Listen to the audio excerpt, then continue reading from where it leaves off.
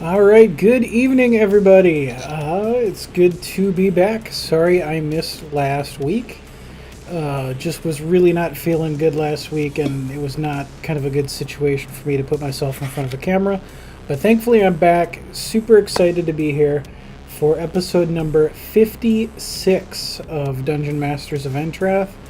I think I have my sound levels right, but if I am too hard to hear, or if the music's too loud, please do let me know and I can make some tweaks as necessary.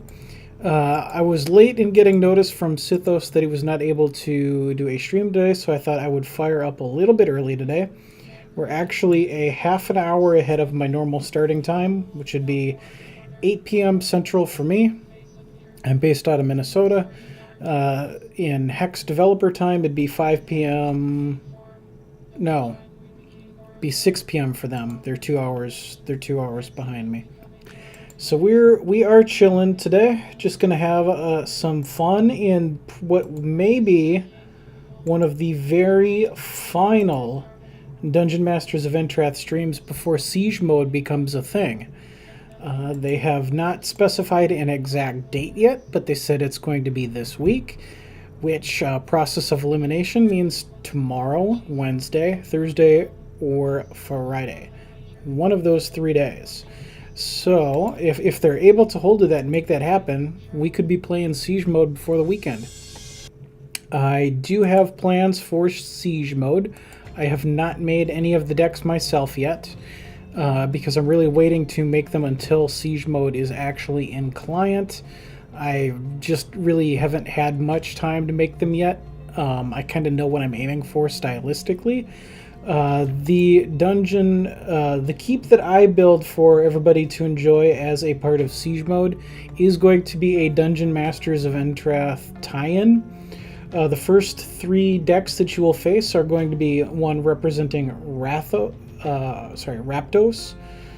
almost said Rathalos. I've been playing too much Monster Hunter.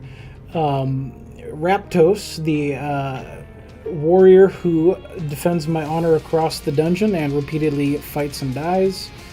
The other ones, I lost my OBS here. The other ones are going to be representing Lord Spegman, who's the boss of the Silver Tower, and Evelyn Nightblade, who is the ruler over the Prismatic Gold Tower in our dungeon. Gonna keep that one live as often as I can for a couple weeks, because I think if somebody beats it, it doesn't go live unless I repost it. So I'll be trying to keep that live for people. After a couple weeks, I will change it out, and the other 3 bosses will have their moment in the sun. And my second keep is going to have decks that tie in and are thematically appropriate to Nathaniel Burke, Pandemica, and Zon. I'm definitely planning to test the character limit as to how much I'm allowed to say in that kind of taunt. But I really want to give that some flavor and have a little bit of fun here. So hope you all looking forward to that. The rules for each of the 5 towers are on screen here, as you can see. Each tower has its own unique set of rules, so that you really have an opportunity to customize your deck and undergo a challenge that fits your collection and what you're able to play. So if you don't have a huge budget, if you don't have a whole lot of rares, silver or prismatic silver may be the towers for you, because you don't have to worry about having a lot of rares and legendaries. If you've been with the game a very long time, you have an established collection, you're back from the beginning, Time Tower may be your jam, because that is block constructed. Currently only sets 1 and 2, which are Shards of Fate and Shattered Destiny. You can use rare cards, just not legendaries, because I wanted to leave myself 1 small power lever as the boss to have a little bit of an advantage to keep things challenging. If you wish to throw down against me, the keyword is !challenger, like I just posted in chat here. It also lets me go over to okay. Twitch giveaways is working this week properly. I was able to figure out what was going wrong. I made a fix for it. So we can do !challenger properly. That also means I'm going to be able to properly give away Evo codes tonight. which is nice because I have a backlog of Evo codes I need to give away a little bit here for the month. So we're going to be throwing those out tonight for all of you to have some fun with. But if I do not have challengers, as I currently do not, there's nobody in the queue, I'm going to roll my name just to get myself out of there. Because obviously I can't challenge myself. Now how do I get back to the giveaway? Okay, there we go. Go back to the giveaway. So if I do not have challengers, then what I tend to do to fill some time is jump in and work on some Evos. Because Evos are best of one. We can kind of hit in, have a game. If there are challengers, then I can jump out and we can accommodate a game. So I need to give this Evo deck a look over because we've hit 3 wins with it. I don't recall if I've added in anything new or if there's anything I wanted to add in and have not. So I did, out of the most recent pack, pull a few good ones, but not really for this deck. Baroness Floriana is great with plants and undead, but this is a momentum deck that really doesn't have much in the way of plants or undead, so there's really no synergy there except for the Herald of Thorns. Threads of Life might be worth bringing in. Put target constant or troop that costs 4 less from your crypt into play, and Fate Weave. So all of this stuff could come back. What's the troop count? 17 troops.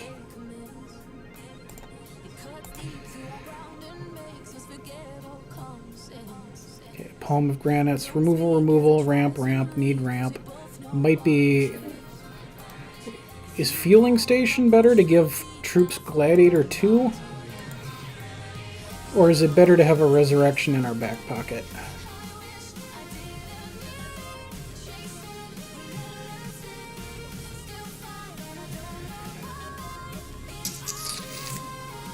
I think I'm going to leave the deck as is. And see if we can find an opponent.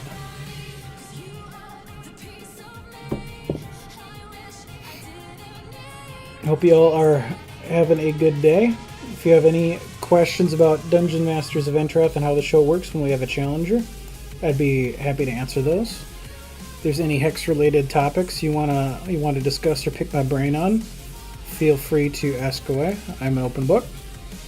If you have any non-Hex related questions that are something I feel I can actually discuss while I'm streaming on the main channel, feel free to fire away with those as well. I'm a pretty open book.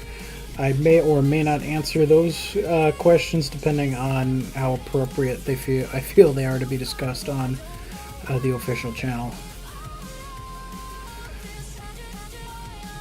So our opponent here is Paradise playing Entity Unknown for 4 charges and a Ruby Threshold. Create a common portal, put it into your hand.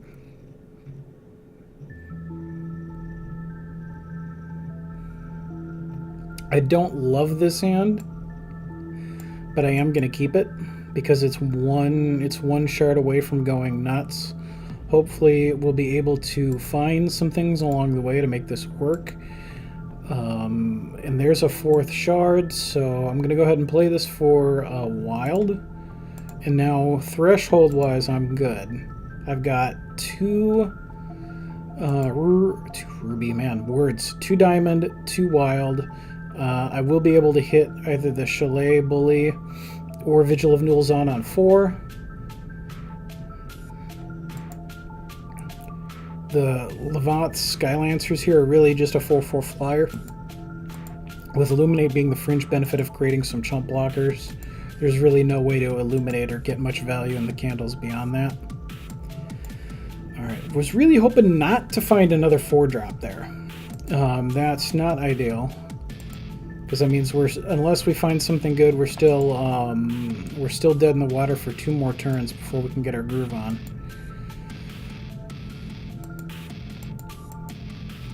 And that might be too slow against Ruby. Oh, Oh wait, no, I went first. That's not a missed shard drop. Alright, so a 3-drop was a great find though, because now there's a blocker. Get Rabid Razor Shield down, which is a 0/6 on their turn. And it's gone. So return to Cinder, deal 2 damage to opposing troop. If it would die, which it will. Get out of here, it's voided instead. So we fleshed out some removal, which I guess is alright because these are nastier targets for it. But still taking a beat down. Entity did miss a shard drop though.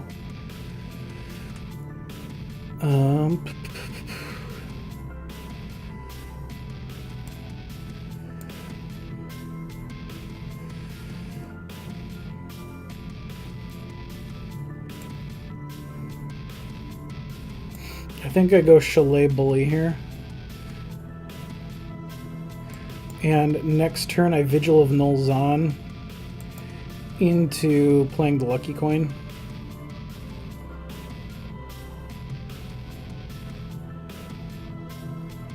Oh, come on! Necropolis Sharpshooter, deal 1 damage to target champion or troop. Wow, so Chalet Bully's dead. It was a nice thought, but I'm just getting sniped.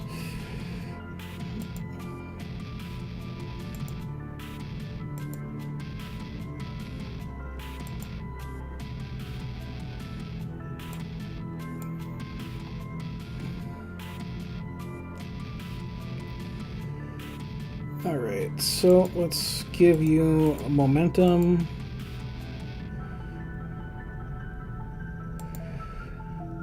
Fate Weave, or play a regular resource. Fate Weave. I'm going to Fate Weave to put a resource on top of the deck to get to 7, so that the Primordial Tortoise is playable. Can't swing with this yet.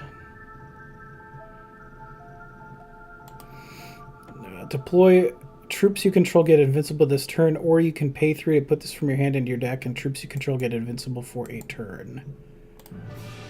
And our opponent's throwing out Mutt Rider, 3/1 Gladiator Crush. When this deals opposing damage to champion, troops you control get Gladiator 1. So when that hits us, everything gets bigger.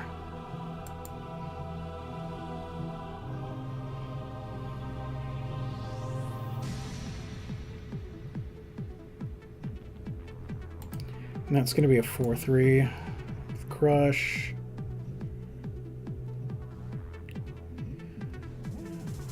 This costs 3 to use. Okay.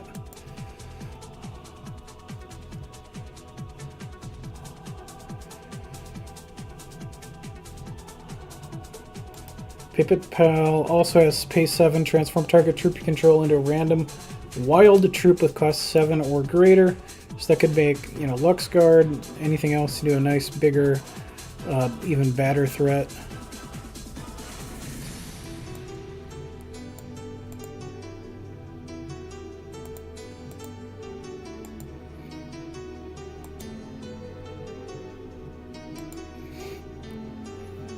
I'm going to double down here with the, I think, the Luxguard and the Pipit Pal.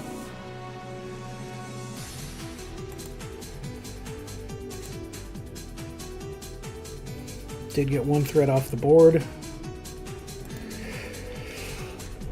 What is up, Gibblemong? How are you doing tonight?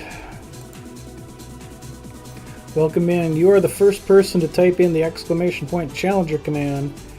I'm currently in an Evo game, but if nobody else has entered that command by the time this game is done, then it's going to be you. You will have no competition. Early bird gets the worm. We're still 15 minutes ahead of when I would normally go live.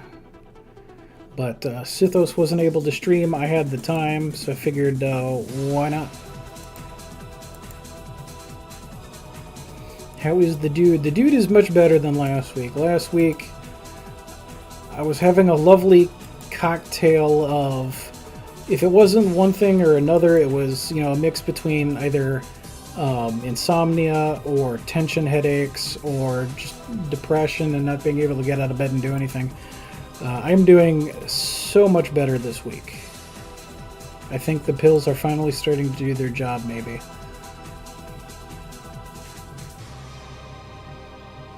Oh no, are you coming down with it? Alright, so Pomegranate's gonna make Vigil of Malzahn even bigger. GG's. Alright, he's Paradise is tossing.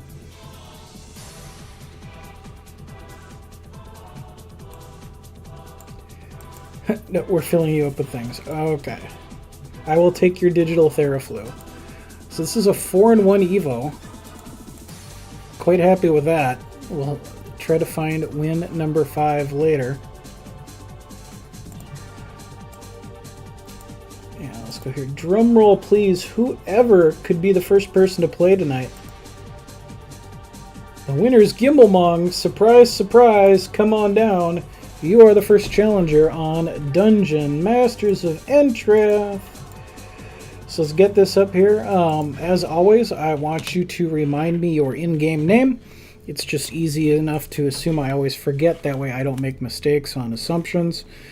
And let me know if you're facing the Time Tower or something else. You're Zyblen. Z-Y-B-L-E-N. Am I still facing Legends, or are we not going for cheese? I toned down the Blood Diamond deck a little bit. I cut the number of vampires and the number of angels in half. They were 4s, they're now 2 ofs, and rare cards have taken their place. So it's my first step in knocking that one down a little bit. And hopefully that evens things out a little bit. I didn't want to completely cut those out of the deck. I think they have some interesting roles, so we'll see if what cutting their numbers in half does as a start. So let me know if you are challenging the Time Tower, or if you're going after a different one.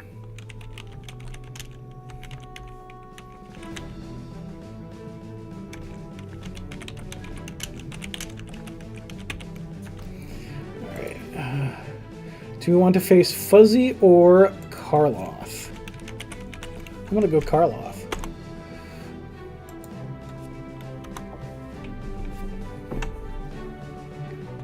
Alright, and I have sent out the Whisper. Just going to wait for a challenge back so that we know Zyblen is ready. And we will have our first challenge of the evening here on Dungeon Masters of Entrath. Remember, 1 win against the dungeon will net you 3,000 gold, which is enough to spin a couple chests or enter a Fight Night tournament on me. 2 wins will get you 1 spin off of the Wheel of Prizes for good things like booster packs, gold, a PvE merc, you know, all kinds of stuff.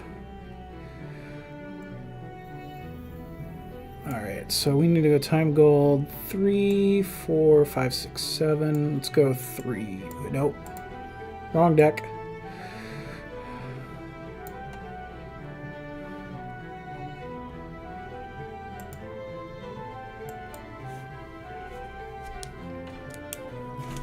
This is another one that might need nerfs.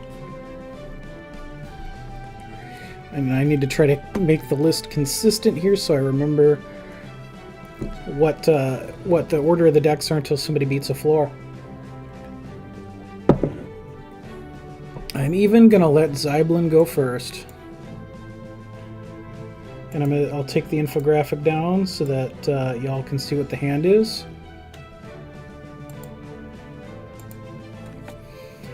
Gibblemong says, Sir Rowan kicked a flattened body aside with a look of distaste, his armor sparkling in the low light of the tower.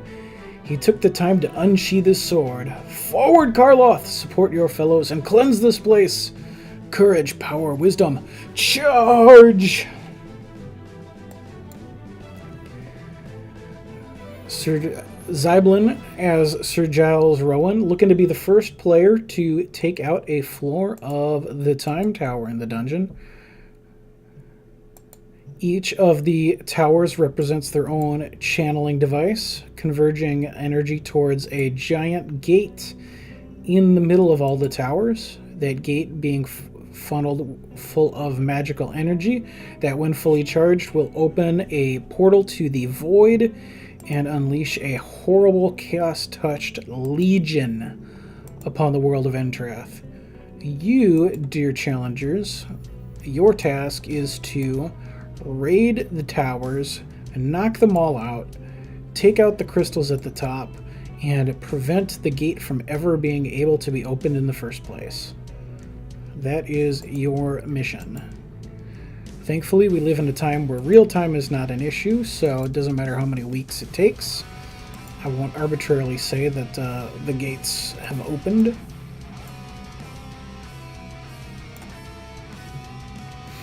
Alright, so we have a Warrior of Andronicus here. It has a one-shot to turn a 3-3 into a 5-5 for the cost of 1. The reason I say this deck might need some nerfs too is Wrathwood Master Moss. Because I have access to rarities that you do not. And I kind of erred on the side of making some of these really tough and then dialing it back later versus making them embarrassingly easy. So I'm going to get double ruby. What is up, Ducklet? I'm going to gain some health because I can. And I cannot...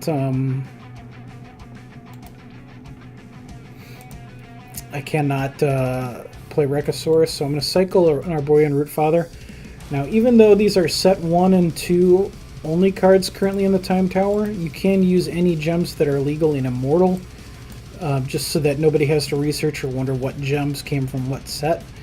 The Arborean Rootfather right now has this deals double damage, and it can't be blocked except by wild troops or troops that share or artifacts. So wild troops are artifacts, which makes it extremely hard to stop. I'm going to cycle one out because it's going to be a few turns before I could afford it anyway. I picked up another Warrior of Andronicus.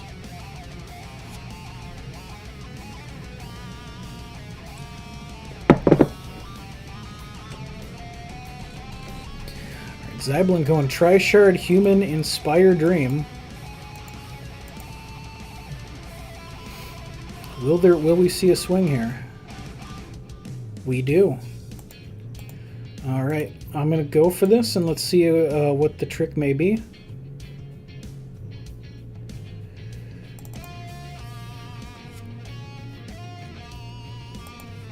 Alright, so I still survive this unless you burn twice. So I just traded a one-shot ability for 2 cards. I am quite happy with that, especially because here's our buddy Filcape. At the end of your turn, revert all troops, which is a hard counter to Inspire, because all those Inspires are going to get wiped out every turn, and we're going to get the one-shot back on Warrior of Andronicus.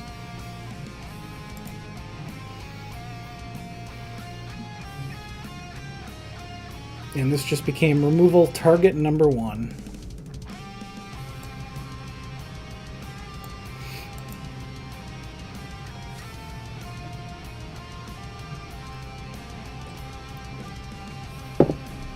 Alright, Phoenix Guard Trainer. If anything with cost 3 or more comes into play under their control, it gets flight. That's at the end of, that's at the end of my turn, so things would have an Inspire trigger for a turn. It uses the charge power, but that's gonna get wiped. That's gonna get wiped.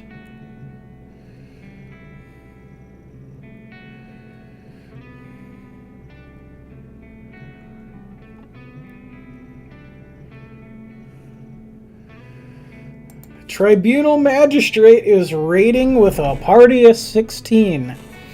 What is up, Spider Cave Dwellers? Thank you all for joining in. We're going to have a good time tonight. I did miss last week because I felt like a lousy, sick piece of garbage. But it's good to be back. Good to be engaging in some Hex shenanigans. So that got through. So what's better than one Warrior of Andronicus? How about 3? And the Princess Corey love for everybody joining in. Nicholas, the Silver Tower is Immortal Rock, but there are 4 other towers with different rule sets, and some of which allow rare cards. The Prismatic Silver Tower is currently Singleton, where you can only have 1 card and it's rock rules. Prismatic Gold is Singleton, but you can have rares. Gold Tower is rares are okay, just no legendaries. And the Time Tower is block constructed, which is what you're seeing right now. Set 1 and 2 cards only. Rares are okay, legendaries are banned. Zybon goes, nope, the entire archetype shut down by 1 monkey. Filk Ape casts his harsh judgment down upon you.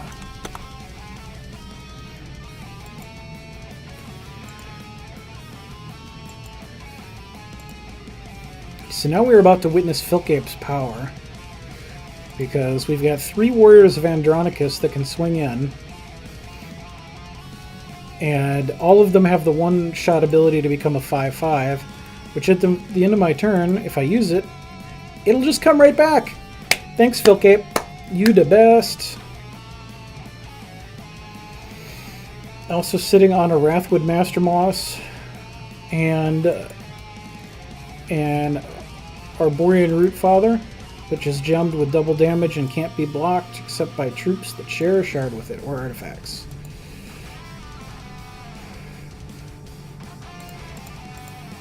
I think you're confusing what the Twilight Council is doing to Hogarth with a big stick.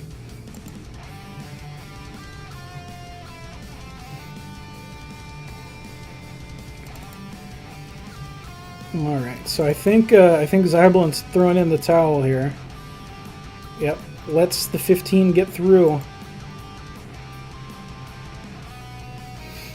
And the Time Tower claims another victim. Alright, so for anybody who may be new to Dungeon Masters of Entrath, especially this dungeon, because this dungeon is very different than past ones. I'm going to throw up the map here for a little bit. We have 5 different towers. Each tower has its own boss, its own thematic ruler. Each tower has its own rule sets. All of the towers hover around a large gate in the middle, and are channeling energy and funneling energy towards the gate to try to open a massive portal to the void to unleash a horrible chaos-touched army upon the realms of Entrath. Your mission is to get to the top, the 50th floor, the top tower of each one of those towers, and defeat the Tower Lord, claim the crystal to stop the gate from being opened. Did time shift? I probably, forgot what the order was, and so I was setting up a new order. But I did nerf that deck because I knew you saw it a lot. So this is the current status of, yeah, I think I've shuffled a lot of the floors. So these are the bosses, their respective rule sets under them. For all, even if it says common and uncommon only, for all towers you may use rare resources, but in the case of the Time Tower you can only use rare resources from the appropriate sets, and in the case of the Singleton Towers you can only use 1 copy of a rare resource. But I do allow those to help kind of mitigate threshold screw a little bit, give you some more deck building options, just to kind of open things up a little bit. But you can see the current progress people have made on the various dungeons. Again, since we just had a large array of people, if you win only 1 fight against a tower, you get 3,000 gold, which is enough to spin a couple chests or enter a fight night tournament on me. If you get 2 wins, then you do not get gold. Instead, you get a spin off of the Wheel of Prizes for a chance at booster packs or gold, cards, PvE mercenaries, all of that. And if you clear all 3 fights, then you get 2 spins on the Wheel of Prizes. So you'd get 2 rewards instead of just 1. And your name is added to a leaderboard I am tracking of how many floors somebody has cleared across the whole dungeon.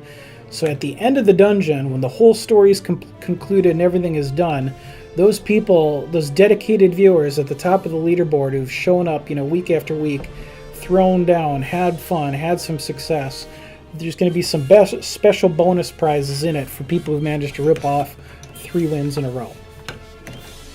You get to choose which tower you want to play. You're going to fight that tower for all 3 runs. So you only need to have 1 deck, that meets the rules for whatever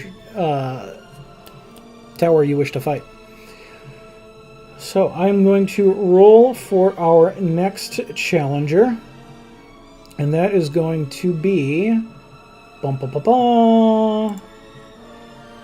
Hex Ducklet. Ducklet, I am fairly confident your in-game name is actually Ducklet, but remind me just so that I am not mistaken. Let me know which one of the towers you wish to face.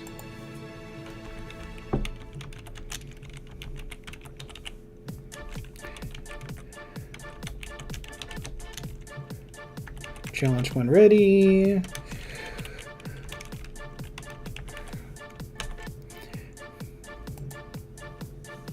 Need to find the deck built weeks ago for prismatic gold. Okay.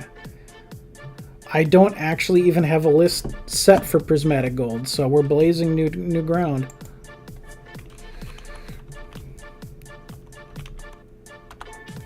Alright, so I have a Whisper out to Ducklet.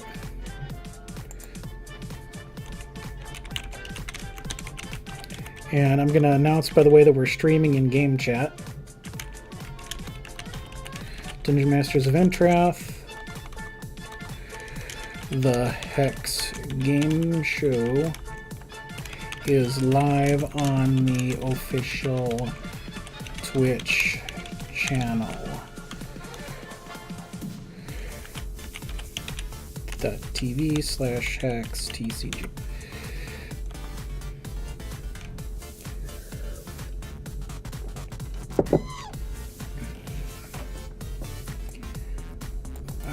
So Ducklet wants to challenge Prismatic Gold. Evelyn Nightblade. This is Immortal Singleton. You can only have 1 copy of a card in your deck. Rares are fine. Legendaries are not. So we'll just hang out here for a moment for that. For those of you who missed the very beginning of the stream, I don't think I said it before Tribunal Magistrate's huge raid came over. I am going to be developing 2 different keeps that are Dungeon Masters of Entrath tie-ins as soon as the patch goes live. The first keep of mine that you'll be able to challenge is going to have bosses representing Raptos, Lord Spegman, and Evelyn Nightblade. So you'll see those 3 bosses represented in brand new but thematically appropriate decks for them. Then a few weeks later, I'll keep posting the keep as often as I can. Then a few weeks later, we'll do the other 3 bosses, and Nathaniel Burke, Pandemica, and Zahn will have their own chance to shine. Alright, so I need an order for Prismatic Gold. So why don't we go with random. Let's go 4. Let's go health gain. Let's go 6. And let's go candles 1, the filthy deck last.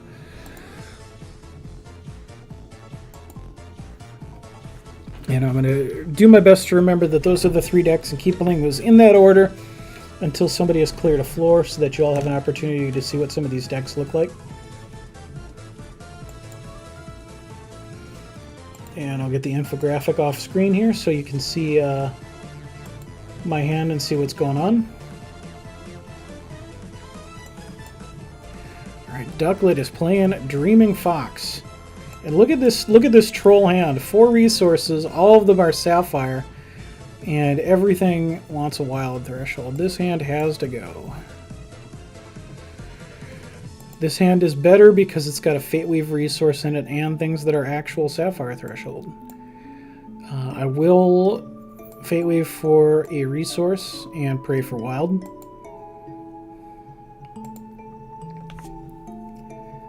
But we're going for some random dreams here with Whimsy Witch, which turns into a random 4-drop when attacking.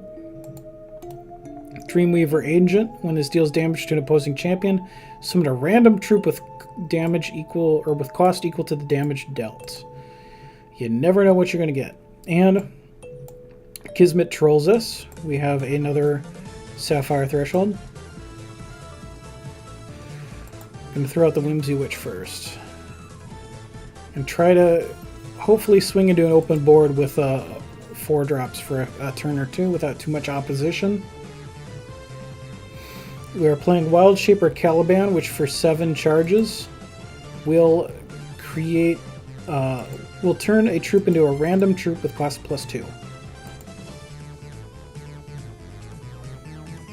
Alright, Chimera Bot's also in here because choose 1 at random. This gets +1/+1 in flight. This gets +1/+1 in Rage 1. It gets a buff in Life Drain, or it reverts and it becomes another Chimera Bot. You never know what it's going to be. What's up, Nico? What's up, B. Warner? Welcome in. We started a little bit early tonight. This is just the second challenger of the evening.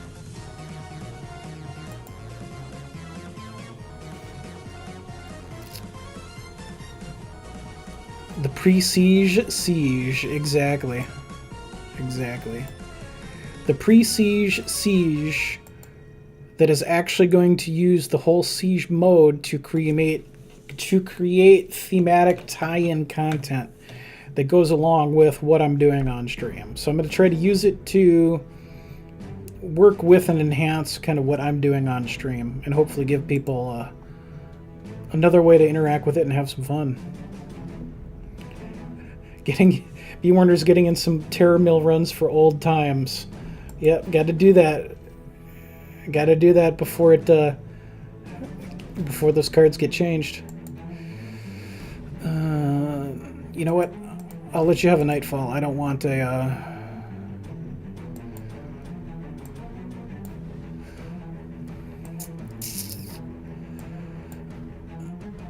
Now, if I'll give you a Phantom. Okay, fine. What's up, Raven Shadow?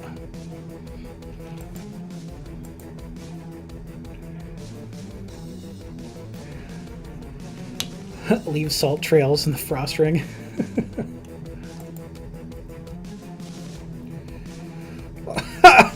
Kismet, why? Palm of Granite to help fetch out wild shards. Only problem is you need to have a wild shard first. Alright, so I'm going to stay aggressive here. What's my, revert another target troop at the start of your turn, revert this. So I can revert another troop for the cost of 1. So I think the play here is actually to throw out the Tome Seeker. I'm going to revert that to wipe out one of the charges, because this is just going to revert anyway and I had really nothing else to use that resource point on. And then we'll pass the turn. Do you think they will ever get to full PvE attacker decks, Theron? Man, I hope so. But that's gonna take a fair amount of evolution on the part of the AI, and they would have to manage. I don't know how closely they would need to manage that, and how much what's the word I'm looking for? Time they want to kind of put into micromanaging that kind of an environment. I think it'd be really cool though, just to have kind of a whole free-for-all knockout, drag-out Oh no, it turned into something good. Okay, you're just gonna chump block it. That's fine. That's fine. I was afraid there'd be a 2-for-1 to wipe out my commander prompt. Oh, hey, look at that. I didn't even notice I was given a boon. Roidbot, create a threshold of your choice. I'll take the wild that's been denied me. I'm going to play Pomegranate here to get that out. And so now Dreamweaver Ancient actually is going to be a playable thing.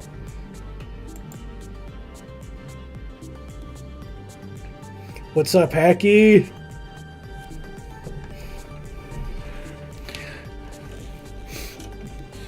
You know, I should have thought this through a little bit more on my game tonight. I shouldn't have made the exclamation point challenger be the keyword.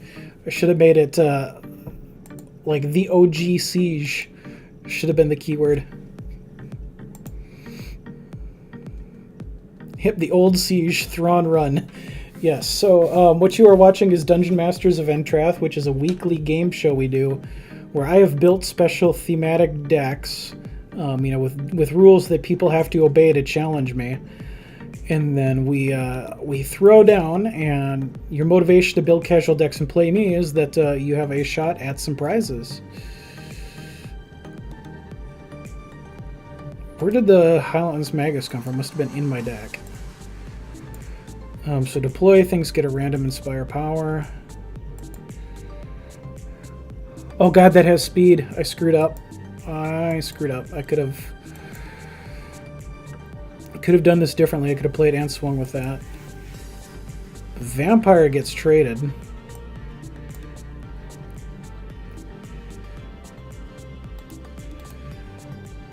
This has crush and speed, and now it has exhaust. Target troop with power equal to or less than this troop's power. Well, that's not terribly helpful. Really? Really? Alright, so Dark of Night's going to kill the Dreamweaver Ancient. Just to be spiteful, even though it's going to immediately ready. I'm exhausting that anyway, because I can. And that is now 2 Nightfalls ticking down.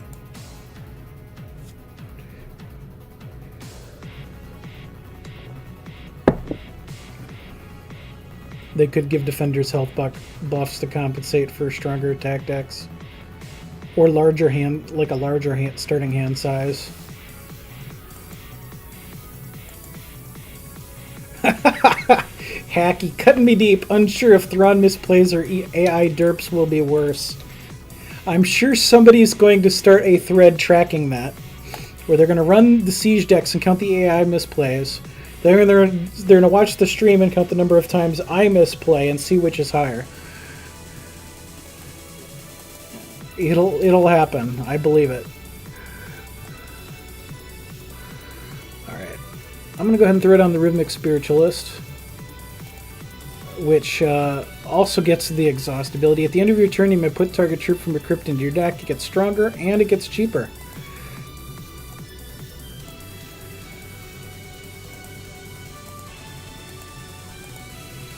Alright, so I'm going to take that as a 1/1 unblockable. I could actually use Wild Shaper Caliban's ability to make that a 3-drop.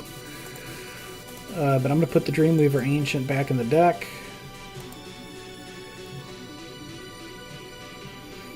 Because everything in this deck is a 1-of.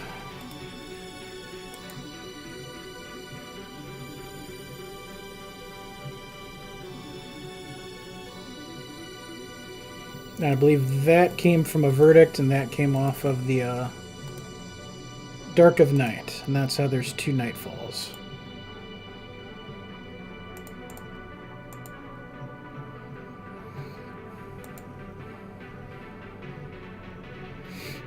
Alright, Runic Diminishing. Transform each opposing card into a random artifact, constant, or troop of the same shards and with cost -1. So let's make all of those shrink, shall we? Random! Oh no, you got when it deals damage to champion, gain a charge, and it has flying. Alright, but those got weaker.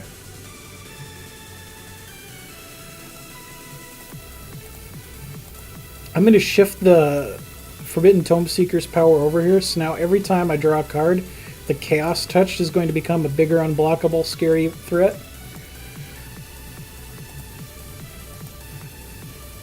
One, two, three, four.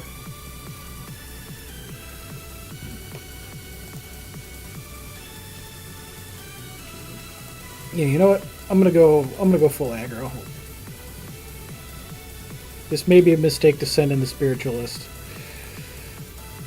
Just single blocks. I'm okay with that. Actually, oh crap, do I have to do it now? Can I not? I have to do it now. I have to do it now. Hello, where'd my targeting go? I hope that hit what I wanted to. That got really weird there.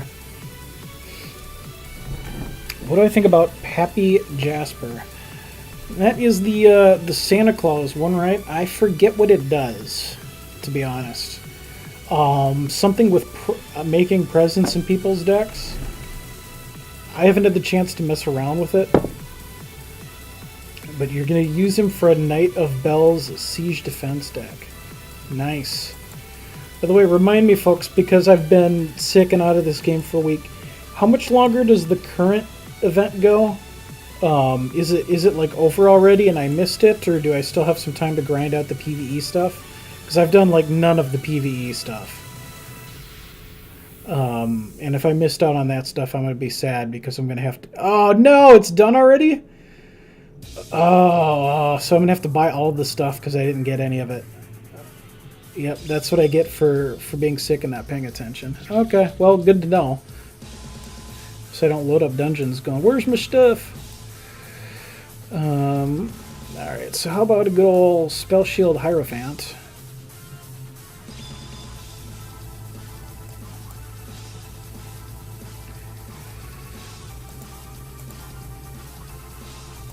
And I'm just going to ship these two.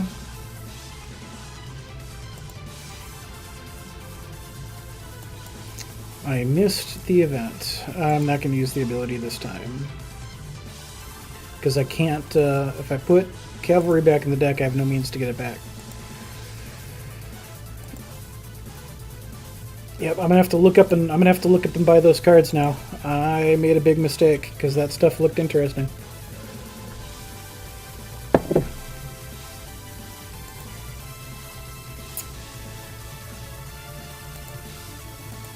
I don't think they've announced the next event yet, Lord Shadow. If I had to guess, at the latest, it'll be around 4th of July.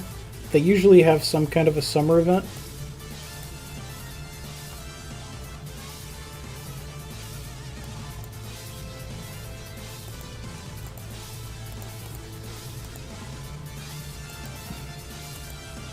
Aw, Nico, you're so kind. You got me just sending me a set. Feast of Abundance is coming around April. Yes, yes, B. Warner's right. They do kind of an Easter time, spring type holiday. And I'm still not using your ability, Spiritualist.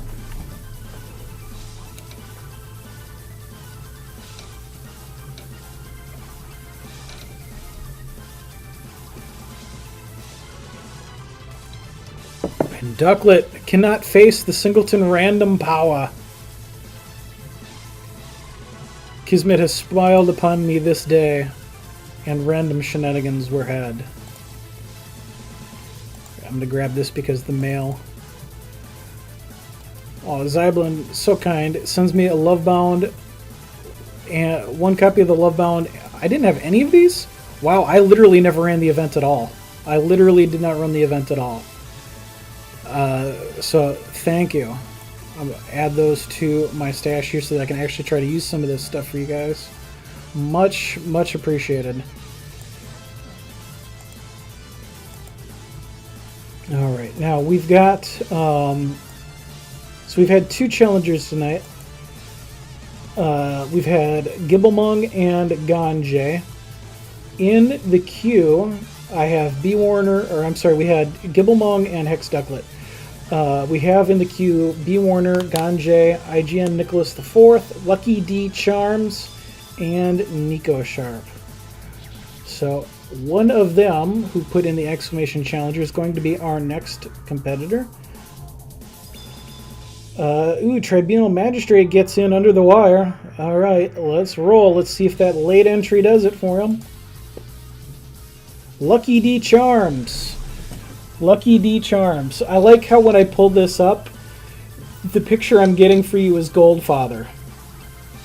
I thoroughly approve of the combination of Lucky D Charms and a Goldfather avatar. You are on point. Gonna hit the pillows with your face. Hit them so hard, Gibblemung. Thanks for hanging out. Always a pleasure to have you here and throwing down. So, Lucky D Charms, what I need to know from you is I need to know your Hex in-game name. And I need to know which of these towers you wish to challenge. And then, once I have those two pieces of information, we shall throw down. I'm probably going to take a very short break before we actually start. I just want to get the information so that I know we're good to go. And also coming up, folks, we are going to do our first Evo code giveaway of the evening. Since I have the giveaway is obviously working properly, since I'm able to use exclamation point challenger, I'm actually able to properly give out Evo codes. And so we're gonna make up for some lost time. Whisper, okay, Lucky D Charms. Alright, so which tower are we fighting? Lucky D Charms. Did I screw that up? I have server message that it failed. Do you need to log into the game? Well, I'm gonna take a super quick 2-minute break. See if Lucky D Charms need. You can also try setting me a whisper. My in-game name is Thrawn, so just Thrawn Omega without the message or without the Omega. You're going Prismatic Silver versus Pandemica. All right, and I have the numbers for that one.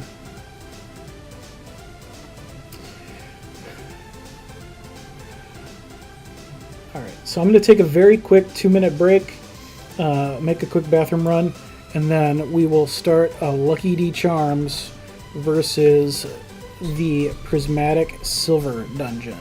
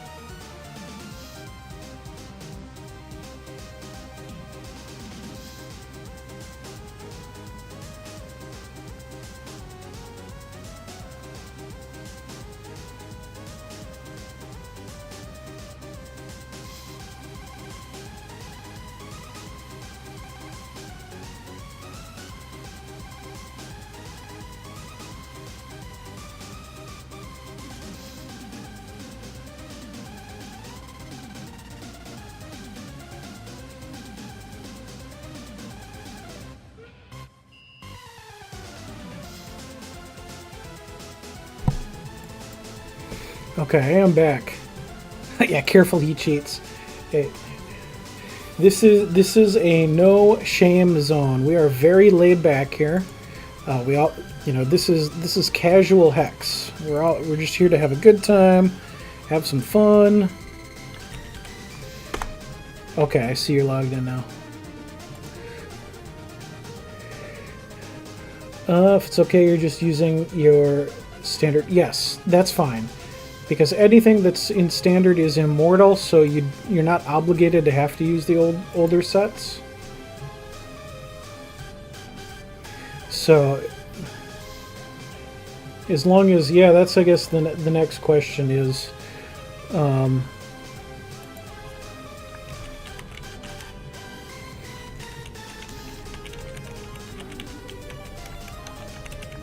needs to be only 1x versus Pandemica. Your deck is Silver Tower legal otherwise.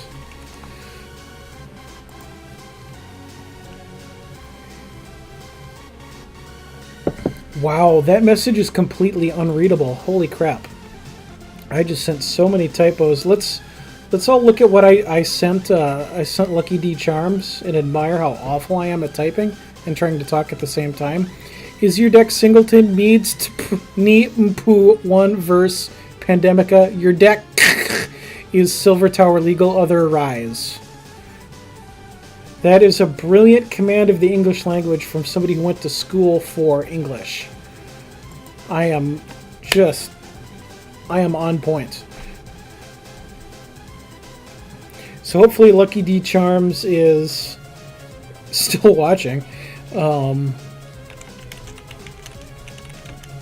Wow, I can't type again. Is your deck 1x of each card or multiples? I have a dungeon for you either way.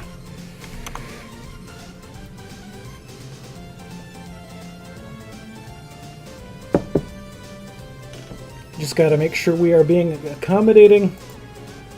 It's multiples. Okay. Then we're gonna do Silver Lord Spegman then, because that follows those rules. And I will send you a challenge. All right. So first one is 16.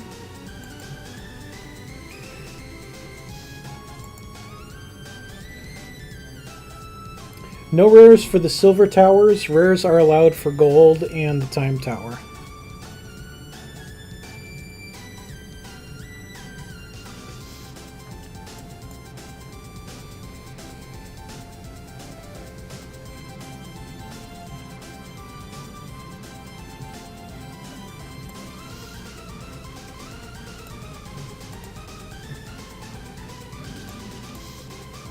All right.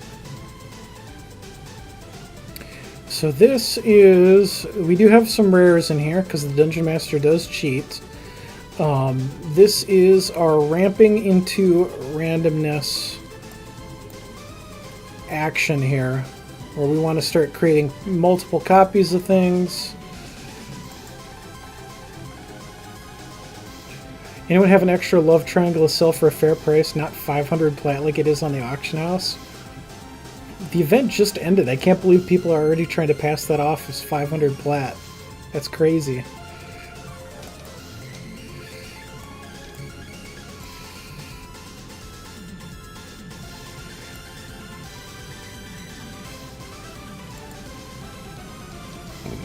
Lucky D Charms has rares.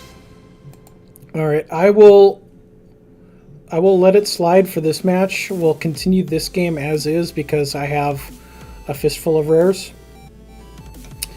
And then for the second match, I'm going to switch over to gold tier decks. And we'll just do your second one that way. Oh, and because I'm such a professional, I forgot I should probably take the infographic off so that you can actually see what's going on here.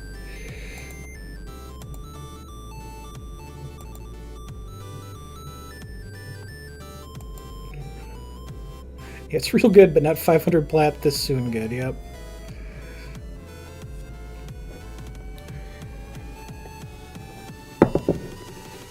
Yep. So I'm real laid back here.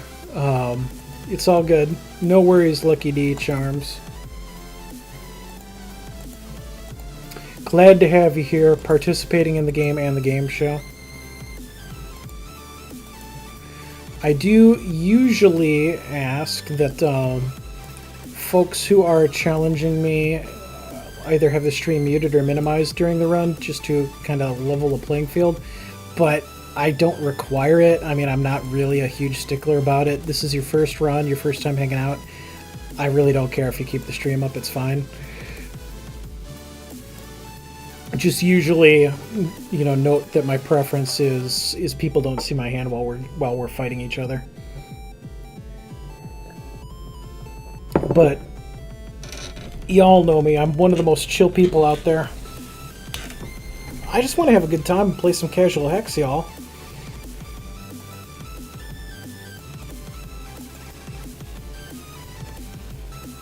Hopefully the advent of Siege will give us a bit of a surge in the equipment market, where maybe people will be interested in buying some stuff now.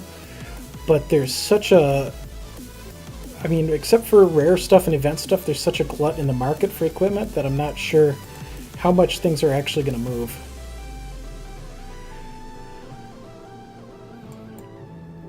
So I think I just have to let that smack me in the face, because I'm still trying to set some things up here.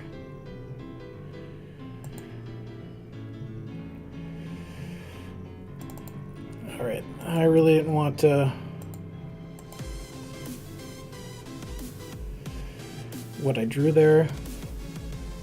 I'm going to try to ramp for bounty.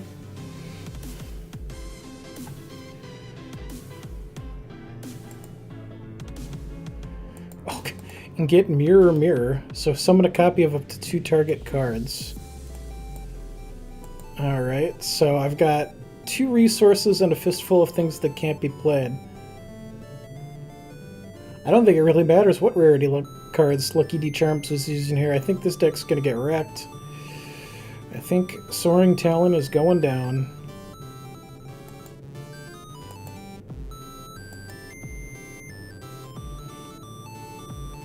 Alright, so the Spear Cliff there, when it has Valor, it can give everything with Valor Flight. This, when it has Valor, gives Valor +1/+1. So I'm just taking it on the chin. I'm going to go ahead and trade these to stop train even more of them from coming out.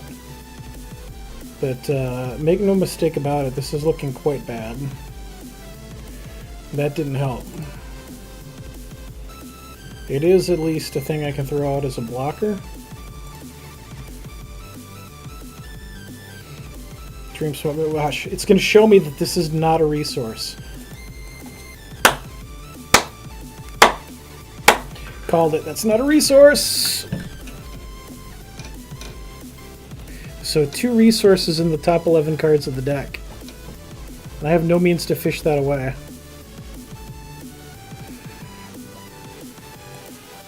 And this won't let me... It only lets me see the top card of the deck. Can't play it.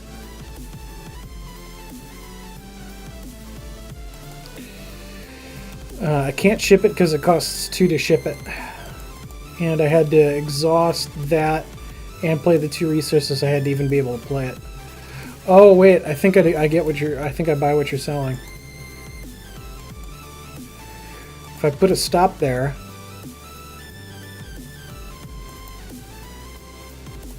then I think I can do that.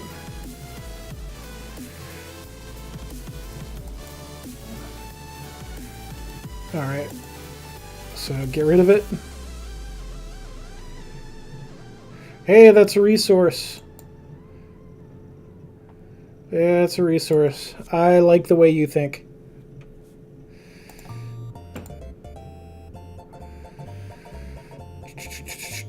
Except that I'm still going to get overrun. Still going to get overrun.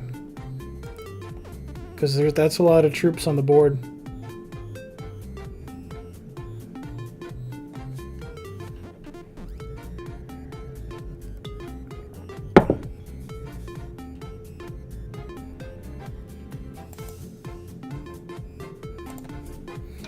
Hacky is looking for a love triangle. Let's just cut out the word equip. He's looking for a love triangle. Can anybody help him out?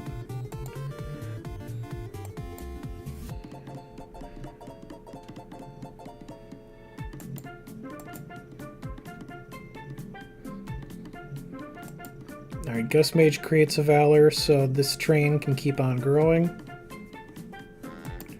But that's just death, right? Because that plus flight equals GG.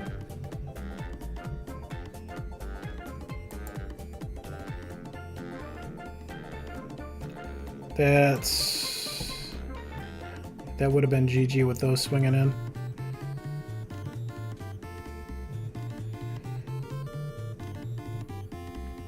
Yeah, sorry, we're dead. We're dead next turn. Ha! Now the resources show up. Look, it's another one.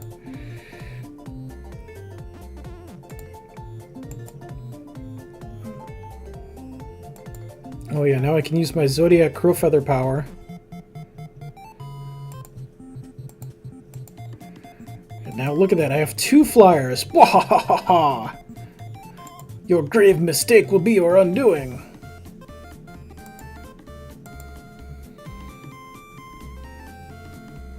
That's still 3. That's 3. Yeah, there's no way we're not dead.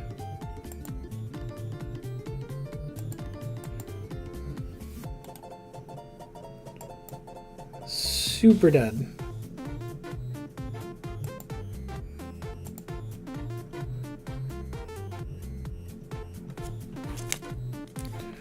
Lucky D Charms.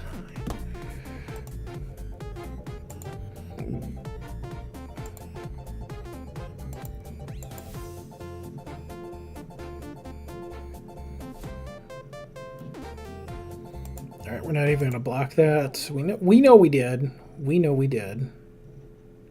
4, 8, 12.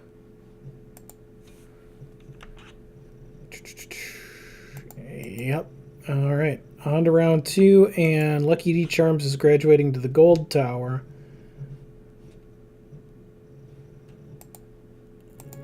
Which is actually Nathaniel Burke. That's what we will log these under. So I need to send a new challenge under the proper dungeon. And we're going to go gold 5. Which is orcs. I'm just going to skip the first deck in the gold line. Oops, I screwed that up. I hit a challenge and then I hit cancel. Okay, thankfully it saved my deck. So Lucky D Charms is on to round 2.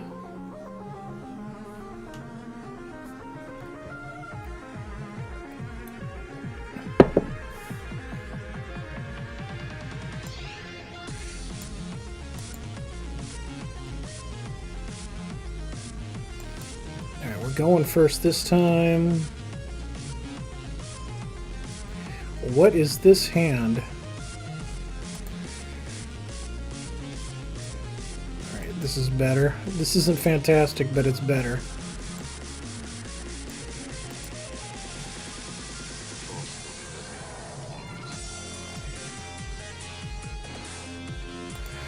Oh, I can get rid of that stop.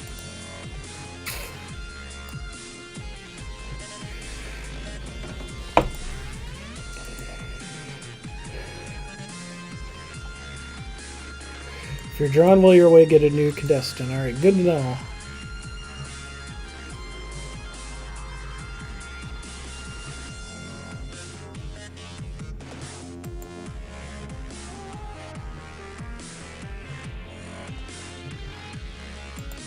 Or actually, you know what? I have the power to just uncheck you until you tell me you're back.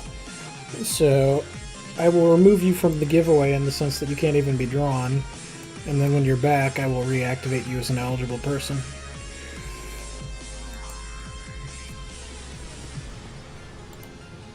Alright, so Ruby's Favor can deal 3 damage to each champion. Make them sacrifice an artifact, or we can get Swift Strike on troops. gonna hold on to that for a minute.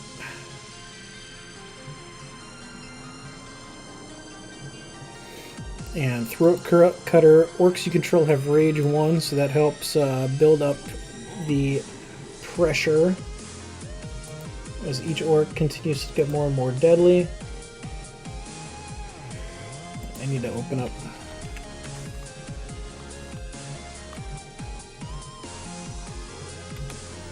Hopefully this is the right one. That is the right thing. Okay, good.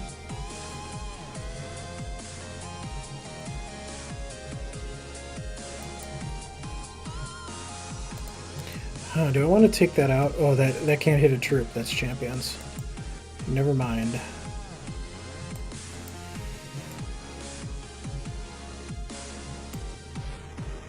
Let's get that baby down here. At least have some form of an offensive threat on the board. And pass it back over.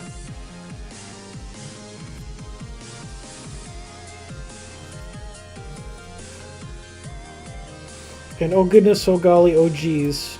I got so into the Hex shenanigans, I forgot we need to give away an Evo code. So, guess... Okay, are these distinct from each other? So guess what? We're going to do an Evo code. And everybody who has said anything in chat in the last 20 minutes is going to be eligible. So I'm going to give you 30 seconds to say something in chat, and then I'm rolling. Quick hit on this one.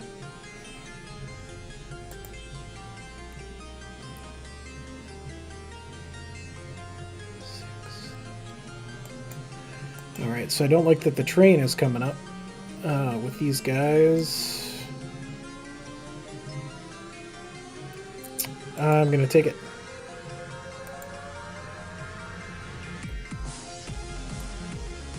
And our first winner of an Evo code is going to be CBB75. What I need to know from you is I need your Hex in-game name. And to confirm that you're here. Tier Z. Okay, thank you. Because it's a little bit hard to multitask, I will get that code to you as soon as this game is over. Not the entire run for Lucky D Charms, just this specific game, and then I'll get that code over to you before we do Lucky D Charms final round.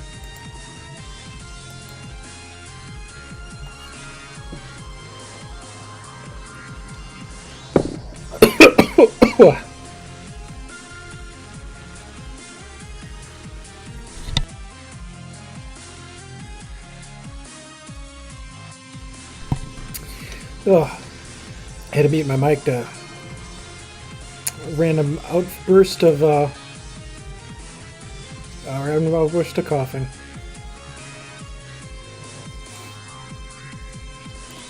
Which card are you talking about?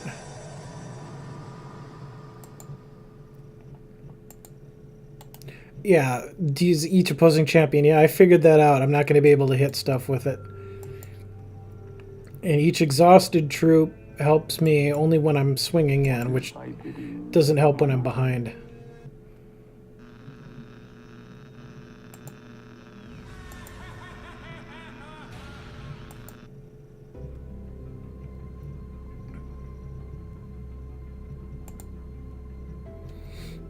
Oh boy, Quash Ridge Tusker. Boy, this deck's not delivering right now.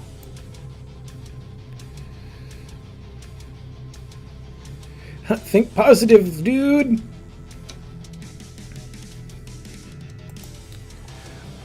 Alright, so it's really not advantageous to swing here.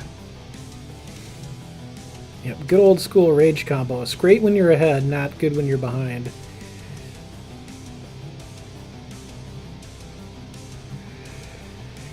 So I know this is the music right now is the Stranger Things theme song, metal version, but for some reason whenever I hear it, my first thought is Mass Effect. It's kind of that same synthy, spacey vibe feel. Alright, Quash Ridge is no good to me. Let's just try to buy some time.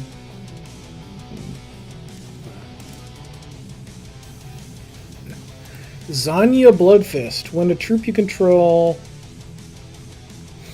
When this attacks, troops in your hand get Rage 1. When a troop that you control attacks, this gets Rage 1. So it's a whole virtuous cycle of rage. And our Throat Cutter, knowing that his demise is imminent here, wants to at least spill a little bit of Bishop Elijah's blood.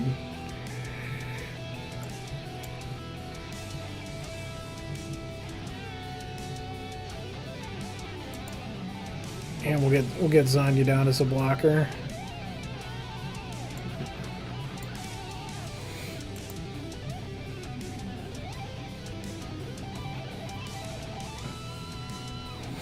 But yeah, this one didn't work out this time. But that's okay. That's why we have 3 matches. Lucky D Charms is just 1 win away from pulling off the live action Siege victory.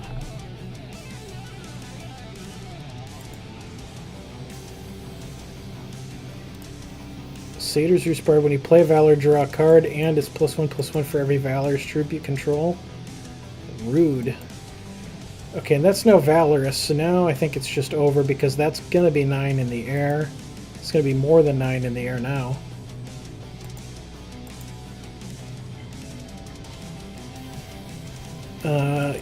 Yep, that's a lot of damage. Alright, so brief recess before the final bout, because I need to get an Evo code out here.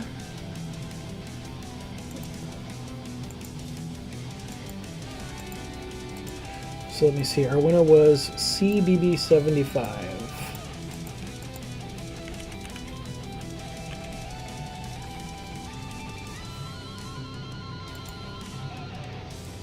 Alright, CBB75.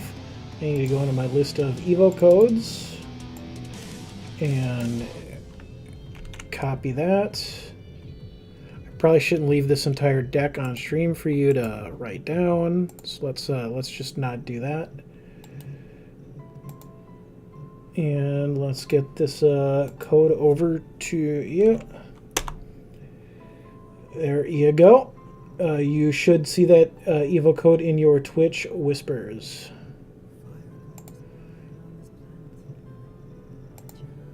So look there.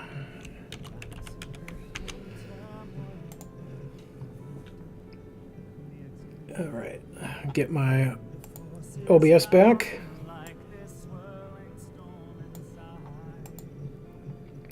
And let me see your challenge. Alright, our final round is going to be 8. Gold 8.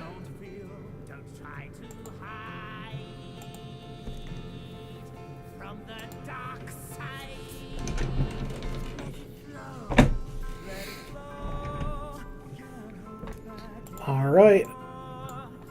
Lucky D Charms with 2 wins has guaranteed 1 spin on the Wheel of Prizes. Is going for a second. And with a win, this will count as a clear on Nathaniel Burke's tower, the gold, regular gold.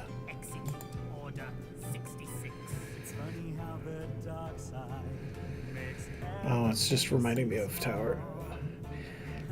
Alright, so this is a little bit dicey, but this could be good. Bounty of the Magus. I love Brosy's Bouncer. I'm going to keep this and hope that a resource will show up this time in the first few turns. That'd be just so well.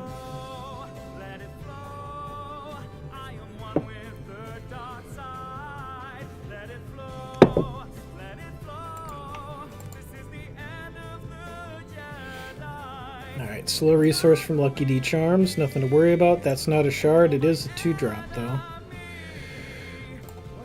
So, Whimsy's Familiar. has a one-shot when another troop you control transforms. This transforms into a troop that costs 3 and it gets flight. So when Whimsy Witch flips, the familiar will flip into something else too. Double your transform fun. There's also Whimsy's or Holiday's Women here. Transform target troop you control into a random troop with cost +1 and escalation. The more often you do it, the higher a buff you're going to get.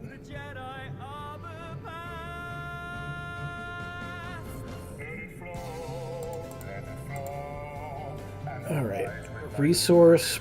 Well, I don't need a resource now. I really do need it within 2 turns. That's not a resource. That is just not a resource. I'm not blocking that next turn, so I'm just going to swing in and take my point of damage.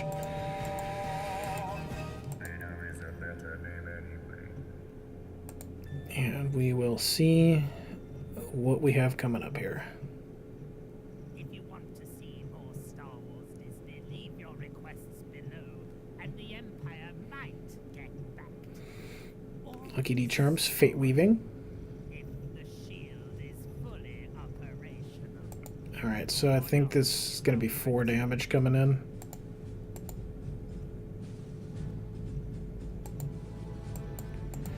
Alright. Taking that. Please be a resource. Please be a resource.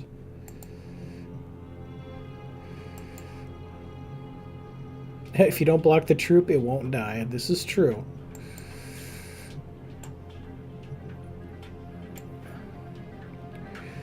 Alright, now let's see what, if we're gonna punch off, what am I gonna get for these? Flipping.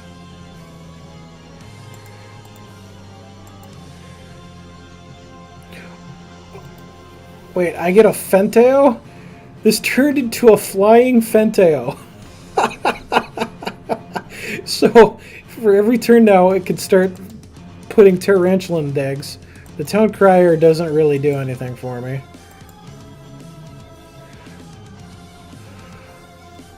Seems okay.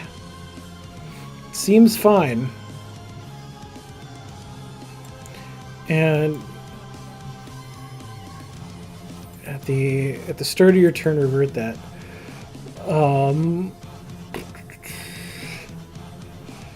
Puff the Closet Venom. I think before my next turn, I think I'm going to use Holiday's Whim on Town Crier. Wait, if I at the start of your turn revert that, would that work? Would Holiday's Whim on that work, or would it still revert? Okay, Clash of Steel. Well, now we're not going to do that. I'll keep my Fenteo, thank you.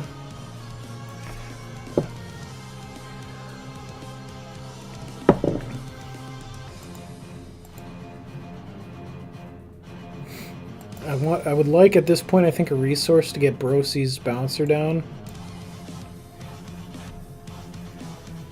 It's gonna be interesting here.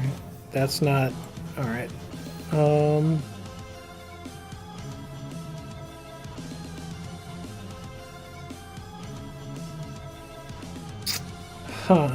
Pipit Pal at least is a blocker. If I want to just sacrifice it, I think I'd probably just sacrifice it for the sake of trying to preserve some health.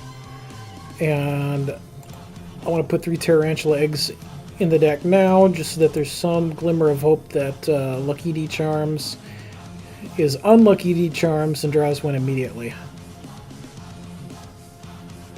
Nope, no spider eggs yet. Or Tarantulas, gotta hope. Every Tarantula becomes a 5/5 that when it deploys, it destroys an opposing troop.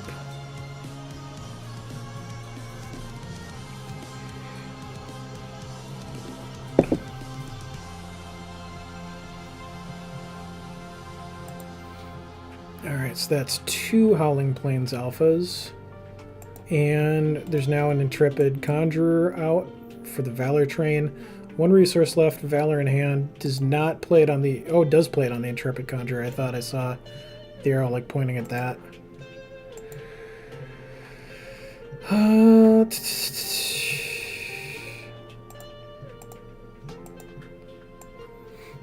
Alright. I don't like it, but I'm taking the chump block to save 4 points of health here. Yeah, not every day you see a flying Fenteo, kids. That's the Dungeon Masters of Entrath special. Alright, so I wanted a resource. What did I get? I got a slow one. Alright, I'm going to seek another one. Is this the Fenteo prayer?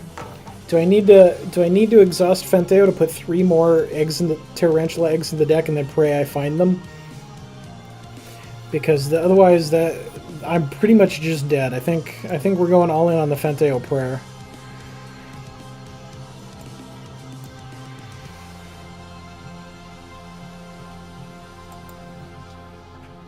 Come on, show me Tarantula eggs. Oh, no Tarantula eggs.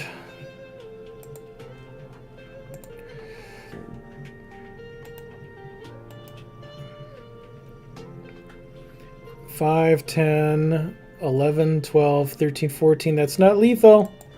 That's not lethal.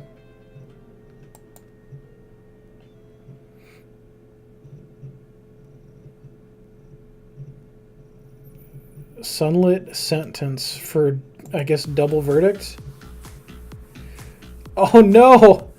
No, I can't choose Nightfall, so I have to give you +1/+1, and I have to give you a Phantom. Ouch.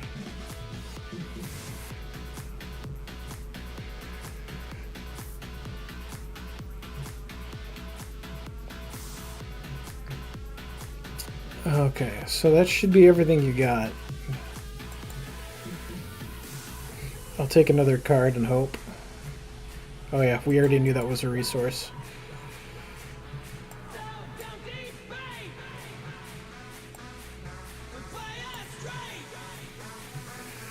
Alright. You ready for the most incredibly improbable spider tarantula egg chain?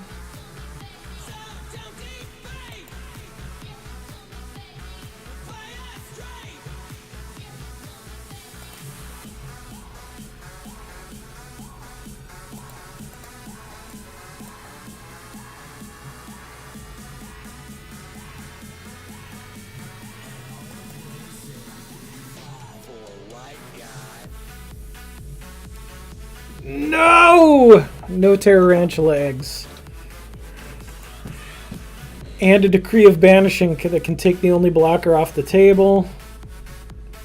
And that's going to do it. Lucky D Charms is going to walk away a winner.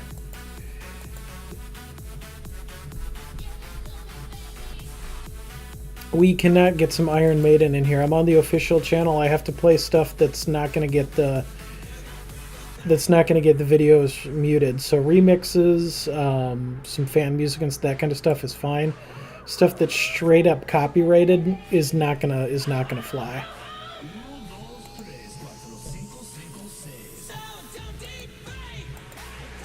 So Lucky D Charms is going to be our winner. Let me make sure that works. All right, so Lucky D Charms has 2 spins off of the Wheel of Prizes here. Now, I do need to, before I even roll this, I need to throw the disclaimer out there that this has not properly been deleting prizes off of the wheel when I roll something like it should be, and I haven't had the time yet to go through and fix that. So when I roll for your prizes, some of this stuff I remember. Some of it, if you hit, I may have to double check that I actually still have it and re-roll for you if you hit something I no longer have in here. Spectral Acorns are a free roll. If you hit Spectral Acorns, you get those, but then you also get another spin. Because I have hundreds of those, and that's not going to count as one of your prizes. For example, right there, the Mind Snatch Ravens, I don't have those anymore. So sorry to troll you. Those are gone. Oni Assassin I might still have, so I'm going to check that.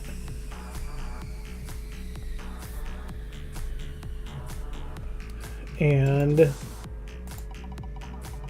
what would your other prize be? And I need to fix this before I get too many of these that are out of here. Alright, Spectral Acorn is free.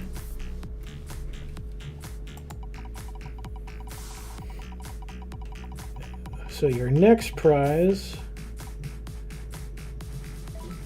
would be, yeah, that's a free spin too, and I think I gave those out. Man, you're not, I need to update this wheel.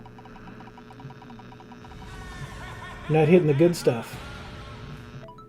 Nettle Moss, okay. We've come a long way from the Prime Minister's exploding cake. Or I'm have we? pretty sure I have that for you here too. So let's double check here. Is Nettle Moss a card or a mercenary? Okay, Nettle Moss is a merc. I have that one for you.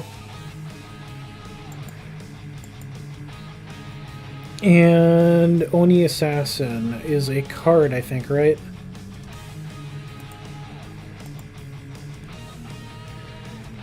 Just want to make sure I don't pledge to you something I can't actually give you.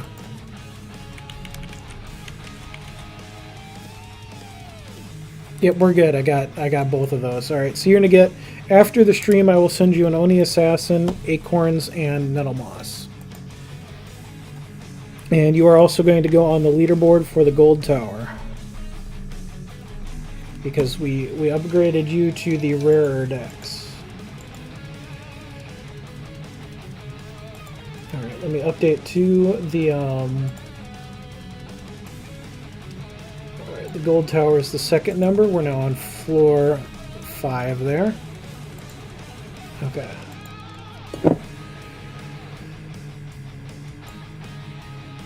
Yeah, the wheel's not mine, obviously. That's wheeldecide.com.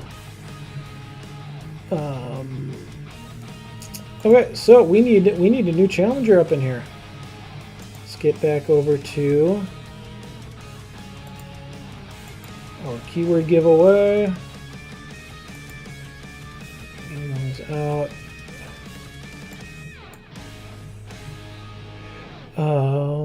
Yeah, I wish I had the skills to code that, but I don't. Lucky D Charms. Let's see, I need to deactivate you because you just went.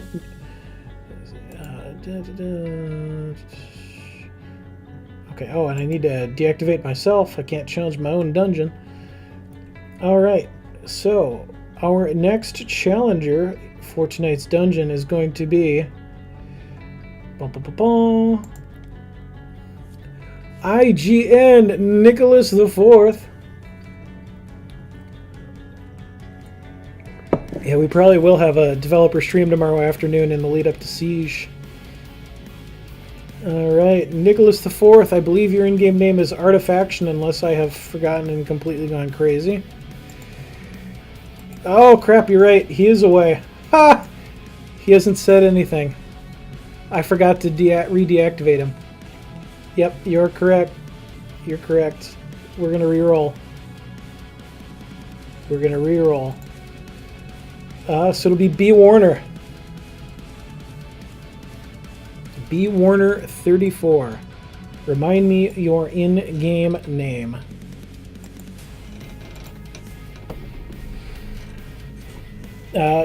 What Nicholas the Fourth won on that roll is the right to challenge the dungeon, and if he's not here, he can't challenge the dungeon.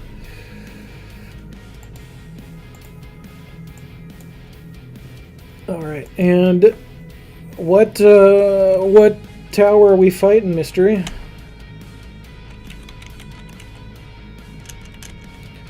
Oops! Wow, that doesn't work. I am so good at typing while talking.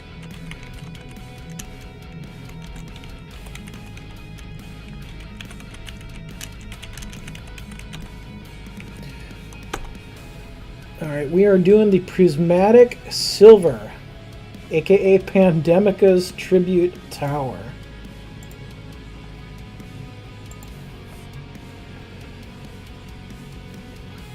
Prismatic Silver. Immortal, Singleton, Common, and Uncommon cards only. How good can you make a deck that only lets you have one copy of any given card? Alright, so Prismatic Silver, or PS for short. We start with deck number 7, which is Spiders. And if anybody challenges regular gold, I am going to need to create a new order for that one. Let's get all of that information cleared off of screen. Yeah, to make the current dungeon as it is already. All right, this is a little bit risky, but I'm gonna keep. To make the dungeon as it is already, I have well over 50 decks made for each of the different towers. By the time the entire dungeon is done, that number is going to soar to well over 100, because the prismatic towers, the format for those changes every 10 floors, and the time tower, the format changes every 10 floors. So after floor 10 has been defeated, there will be new styles of decks required to keep challenging those towers, which means that I will need to make new decks, which I don't have ready yet, but I haven't stressed on that too much because we're not close to beating the first 10 floors of those towers.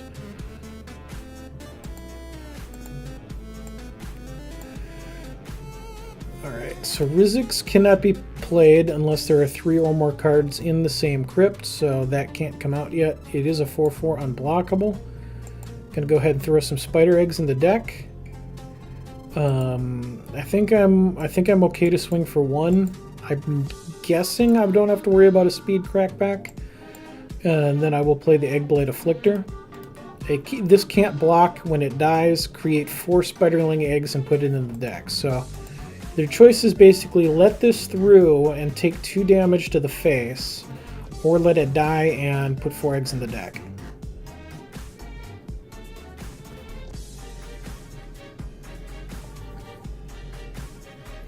We also have 3 pieces of removal in hand. Unravel makes a troop -3/-3, and it buries the top 3 cards of their deck, which can help us find some of those spider eggs.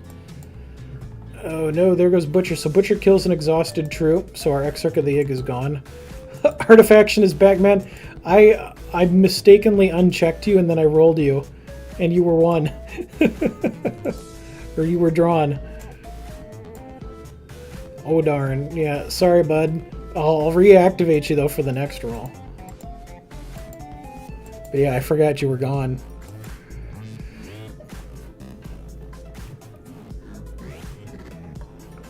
Be nice though, Dota.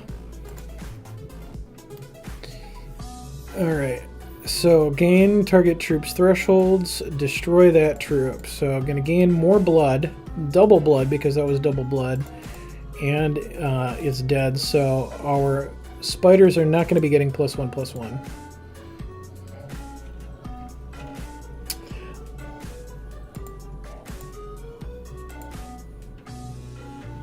Alright, now Rizix is playable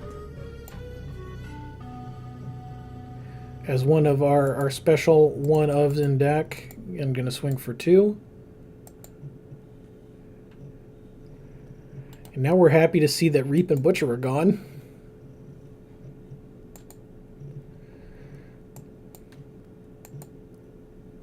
If you watch my name, I never claim to be nice.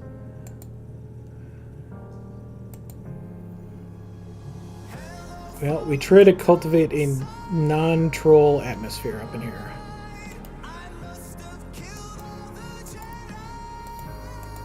Alright, swinging in for 2. What killed Rizix? I should have paid more attention. Void Star's Gaze. Lots of removal in there. So no 4/4 unblockable. Did hit a spider.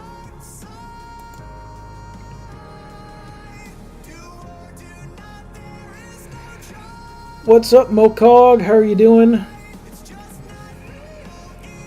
Hope your home renovations are going well.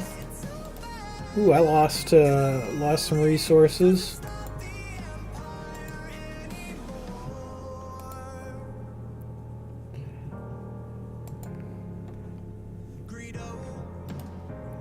Okay, Rotcast can't hit that. Unravel can.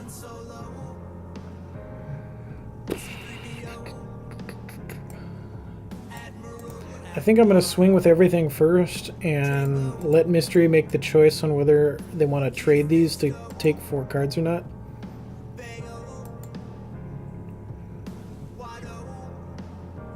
She's probably crazy enough to fill an insurance log. Ugh. That wouldn't be my particular area of expertise because I deal with auto accidents.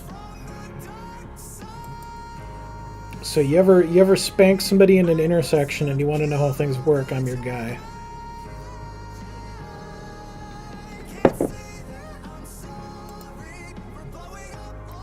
Alright, Dementia Daisies. When you gain a charge, bury the top 2 cards of each opposing champion's deck, and the Spiderling is gonna die. Spiderling is gonna die. Rotcast, though, can take out the Dementia Daisies. So I'm going to go ahead and do that. Throw it on the Hatchery Tormentor. And try to bash in again.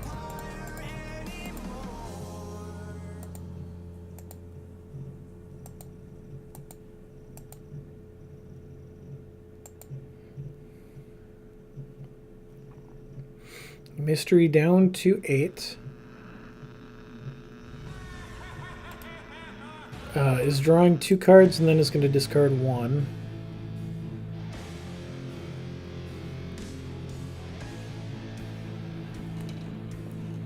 Got 2 spiders. That's rough. Draw is rough versus spiders.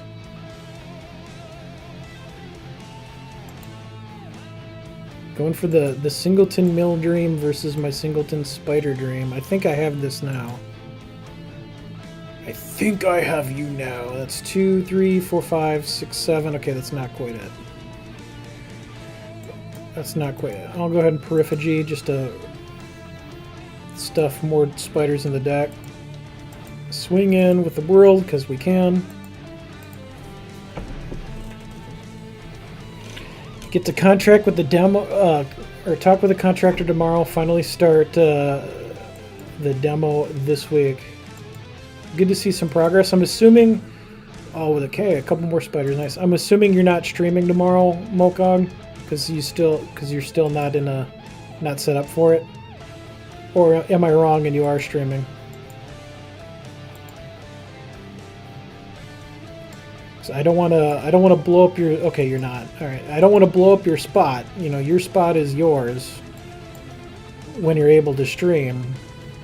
But I'll probably fill the time if you're not, since you're not able to.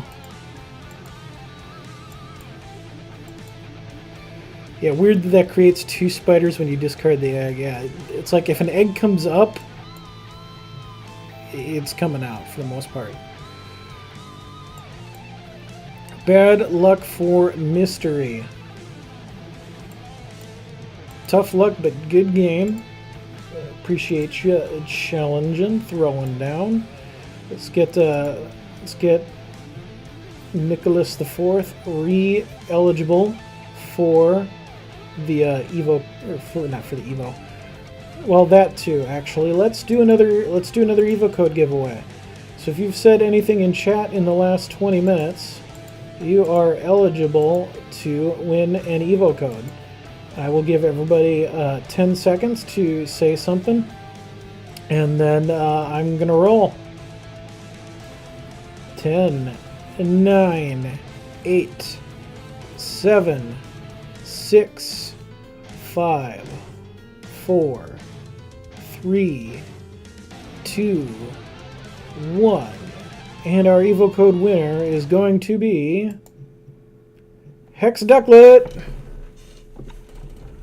Hex Ducklet, congratulations. And your in-game name is, we fought tonight. I should know this, but you are Ducklet, yes? Because I'm required to ask to give out codes. So if you could just confirm for me in chat that your name is in fact Ducklet, then I will send you an Evo code. That is all I require.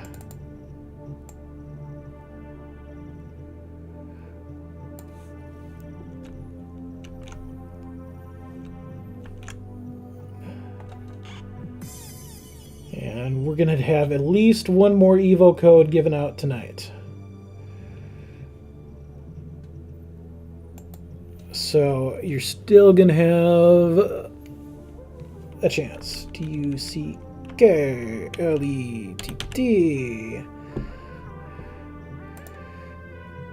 And Whisper. That doesn't work for me, right? Hex Duck.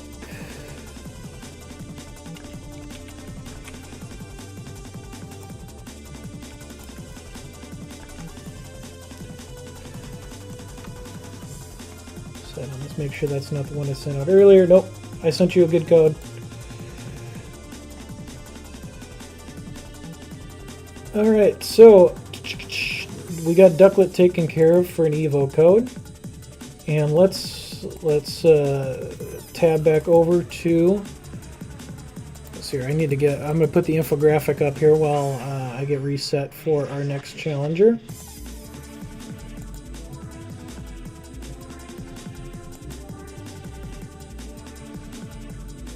Charms. All right. So, gonna roll again for our next challenger in the dungeon,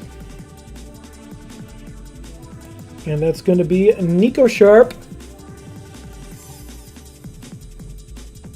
Nico Sharp, you are up. I ask everyone, even if I'm pretty positive I know it, remind me if your in-game name is actually Nico Sharp or if it's something different. Let me know which tower you wish to fight. It's currently 9:15 o'clock my time. I am planning to run until 11 p.m. Central, so we've got about an hour and 45 minutes left. So if you are interested in challenging and have not had the ability to do so yet, there's still time to get in. I do not let people challenge the dungeon twice in one night unless everybody has had the opportunity to play. Once I've gone through the list, then I wipe it out, clean the floor, and everybody has a new chance to re-enter and potentially get a second run. When I stream on my personal channel, it's just straight up first come, first served for dungeon entry. So it serves you to get there a little bit earlier in the evening, and then we just cycle through. Yeah, challenging on the fight night might be difficult. My stream's always going to conflict with one of the tournaments. And at least my days are consistent and the tournaments rotate. So I'm not always going to be butting heads against a specific tournament. It'll change around a little bit. So I'm going to give Nico Sharp until 2 minutes on the clock to respond to the roll, and then otherwise at 2 minutes I'm going to re-roll for a new challenger. Alright. If we don't hear from Nico, we'll have to unfortunately roll again. Alright. And the winner is going to be Tribunal Magistrate. Do we still have a Tribunal Magistrate in the house? The man who sent over the raid has now come to raid. You raid me and I raid you. Hex streaming. What dungeon are we fighting tonight? Dungeon Masters of Spider Cave. Yep. I feel like Pandemica wants to be. I I think Pandemica wants to be meta and fight himself, is going to be my guess. Tribunal Magistrate, Pandemica versus Pandemica, but I don't want to put words in his mouth. He has said in the past that he wants to challenge himself, but he wants to try Prismatic Gold. All right, he's going after Evelyn tonight. Evelyn Nightblade, Immortal Singleton Gold. All right, where was my list on that? PG 461. Gotcha.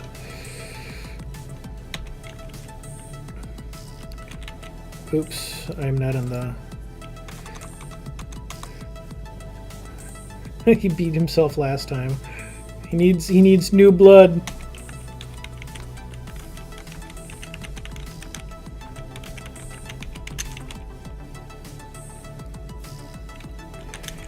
My keyboard is slow right now. All right.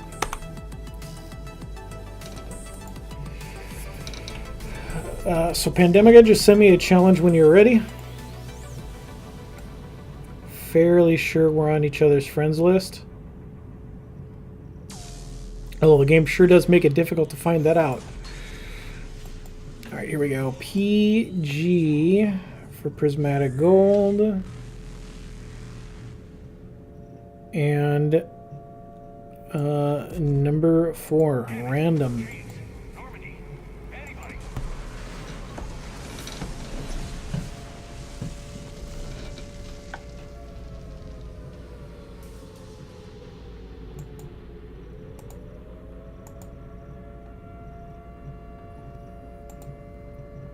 Alright. Pandemica rolling Nin the Shadow.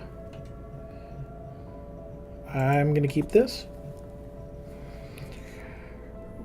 Rares are allowed in gold. Legendaries are not allowed in your deck.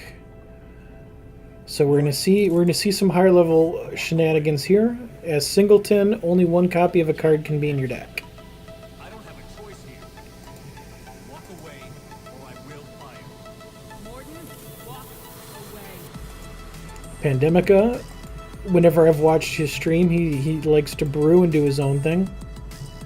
Yep, we got some spicy pooper action. Boy, this is kind of tough. I could Fate Weave for something. I could play a resource in Chlorophylla for some ramp. I think I'm going to go 2, and I'm going to go for Chimera Bot now to try to get as much value out of Chimera Bot early as I possibly can. And see what the draw is. This could be Fate Weaving for another resource to kind of keep curving. And then playing a Chlorophylla. Alright, so Demented Whispers. Bury the top 3 cards of each opposing champion's deck. And we have to choose and discard 1 card.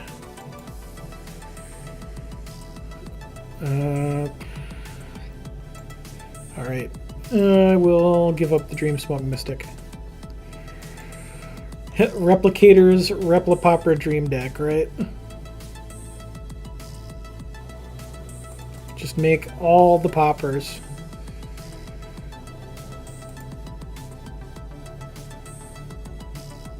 Alright, so let's see if B. Warner spoken into existence. Are we gonna have the speed Replipopper Dream? No, we have the Skyguard and Steadfast Dream. Yeah, poppers, what are they? I don't know, but they taste good. I mean, it almost looks like there's something in there. You can't really tell. I mean, that's probably a gear. I like to imagine that that's like a hamster or a mouse. Just kind of like working the whole Replipopper bot. So Pandemica has played Azurfang Decree, forcing us to lose 5 more cards. Notable losses include, well, Merry Caravan's good. Whenever you play a resource, you get a troop. Brosi Buck would have messed up the hands. Gonna lose a couple more cards now. Lost Reese the Crust Crawler, so no more random robot dreams.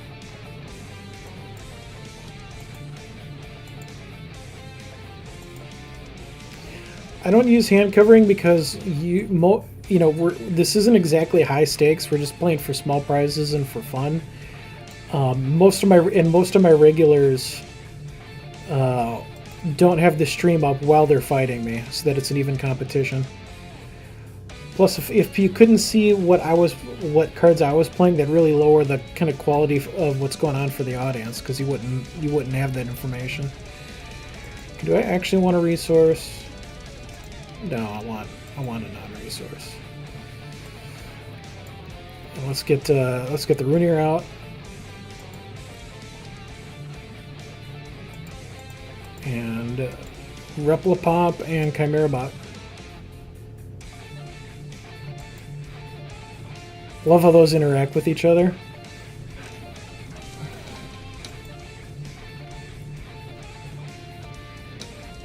Do we have a when someone discards the opponent takes damage card? I feel like we do. I feel like we do too. But I don't recall what it is.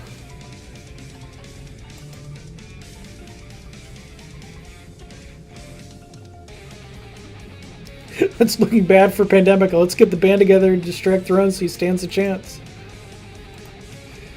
He's got a Raging Underworld Crusader.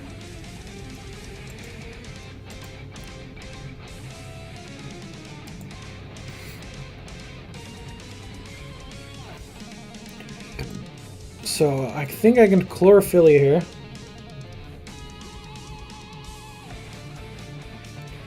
Runic Spiritualist.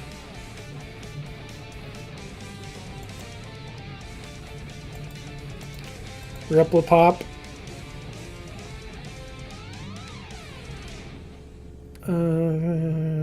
Yeah, just these two.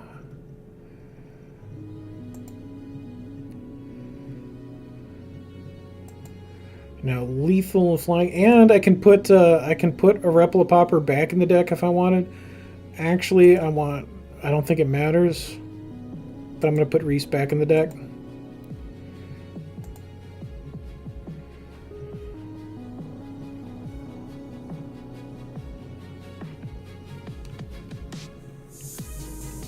The random one-ofs.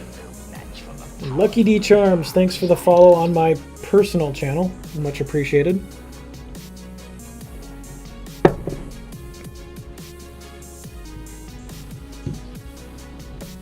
If you've been enjoying what you're seeing here, we are going to do some more Dungeon Masters of Entrath action tomorrow. Starting a little earlier than this stream did. I'm going to start tomorrow at 7 p.m. Central Time, which is 5 p.m. Pacific. Yeah, Pandemica needs a board wipe, and is not going to find one. Did get a spider. Nameless Pact, if you'd be dealt damage, void that many cards in crypts instead. If you can't, you lose the game. Well, that actually could buy some time. Let's, you. Not you.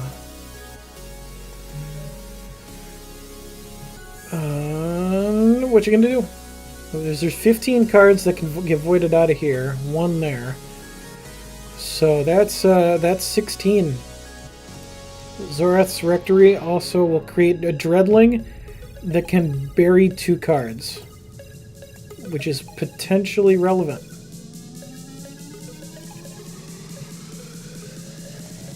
Alright, I think I just have to try going wide here.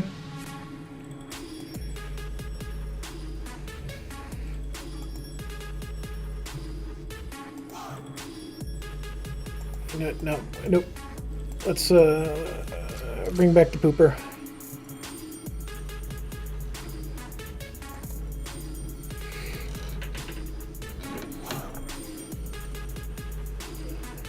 Yeah, bot is super fun. I don't know how constructed playable it is on top tier, but it's a super fun card. So Pandemica, 7 life, 6 I guess life doesn't really matter now because we're judging life in terms of cards and crypt.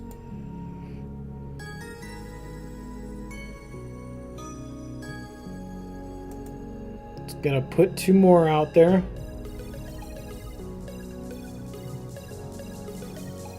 So now there's 10.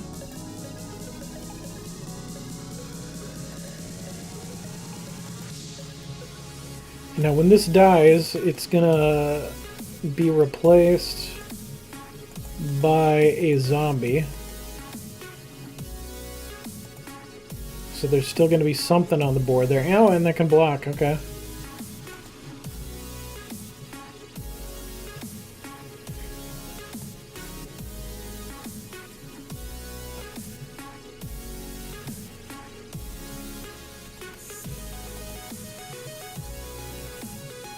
So let's turn one of our Replipoppers into a not Replipopper. Oh God!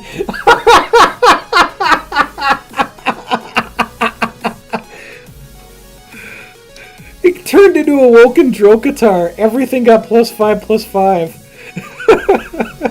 Pandemic can only say what WTF, haha. I love this deck. It does such stupid things. It does such crazy, stupid things. And that is exactly what you come for in Dungeon Masters of Entrath. When that random transformation gives you a cost 25, which is greater than 7. It is greater than 7. No, he didn't. That game was pretty much over because everything got +5/+5. I was going to swing for far more damage than there were cards in Crypt, and Pandemica was going to lose. So the quit only took out a couple phases of basically the inevitable happening. Yeah, that crazy Dungeon Master luck. Every once in a while, as in maybe more often than the laws would normally state. Yeah, I was gonna say, yeah, that was not at all a rage quit. That was concession over the godly luck of the early pooper going off. All right, our next victim, challenger of the evening. All right, Artifaction, it's now your turn. Now that you are actually here and you're back.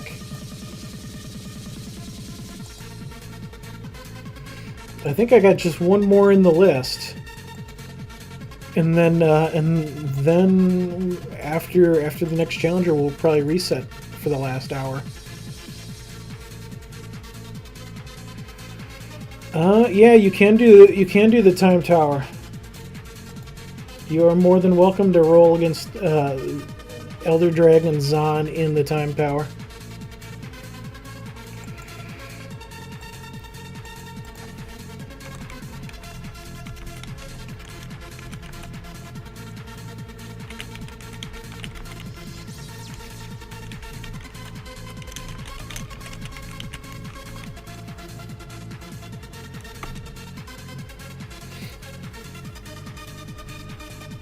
Yeah, I was like, I'm pretty sure I know, but since I ask everybody...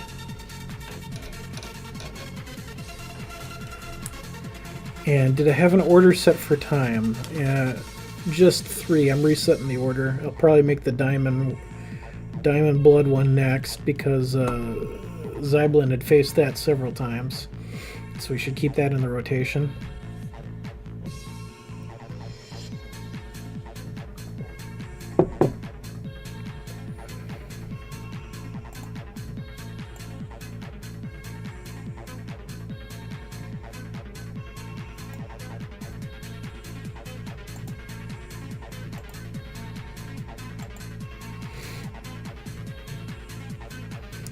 Everything is currently immortal, just to give everybody the widest possible access to their collections, except for the Time Tower, which is going to be set chapters. So as people climb the Time Tower would eventually basically become standard, for the most part, or a subset of standard.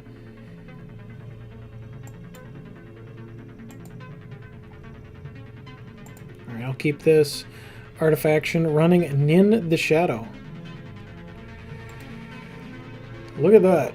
Top 64 qualifier for the Hex Invitational. Very sexy sleeve from back in the day, leading up to the first 100k tournament.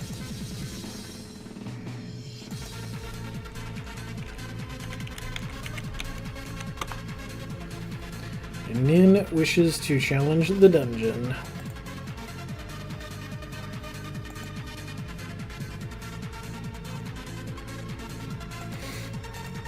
If you have a standard deck, you can use it for any of the towers. I mean, as long as all the other rules apply, you're not required to have to use cards that have rotated out.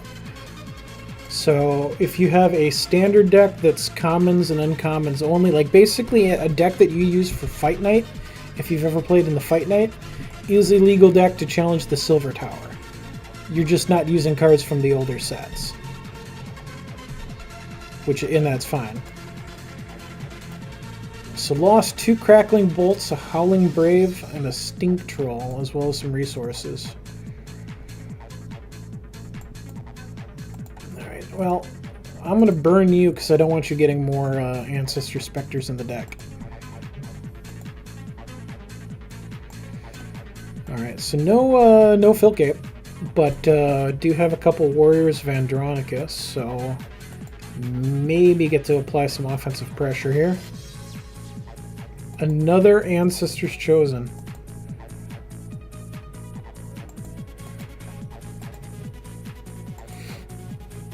Yep, so tomorrow night, 4 p.m., not 4 p.m., tomorrow night, 7 p.m. Central, 5 p.m. Pacific, we're going to be doing more Dungeon Masters of Entrath. Take your time, build your decks. We will continue having a good time. I've been doing this for over a year now. Dungeon Masters of Entrath started February 8th, 2017. Was running this weekly on my personal channel. Just steadily getting better at streaming. Kind of learning the ropes and how I wanted to run the show. Building up some popularity with it. And then after a while, when I felt like I kind of knew what I was doing as a streamer and what I was doing with the format of the show, I pitched the idea to, Hex Entertainment. I said, hey, as you're aware, I've been doing the show. I think this would be good content for the official channel. It's pretty unique. It's random. It's casual. We have fun. And to my surprise and joy, they said, yeah, we'd like to have you in as an official channel streamer. So we've been doing that for a few months now.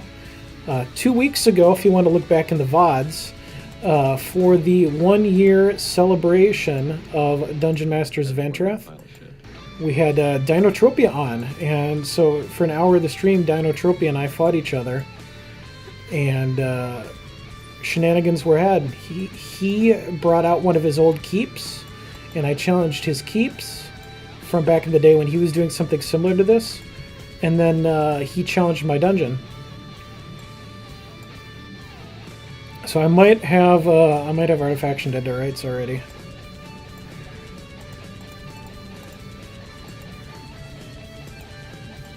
Yeah, I am not one of the developers. The devs do stream on Wednesday afternoon often, but I'm not a Hex employee.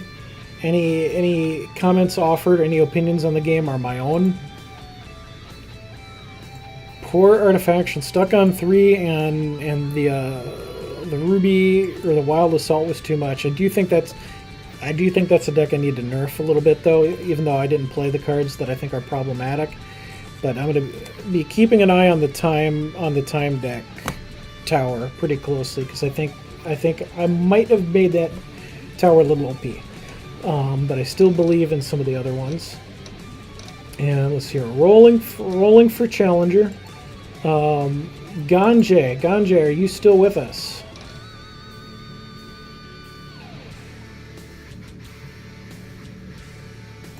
Alright, good, you are. So I just need your in-game name and which challenger, or which one you want to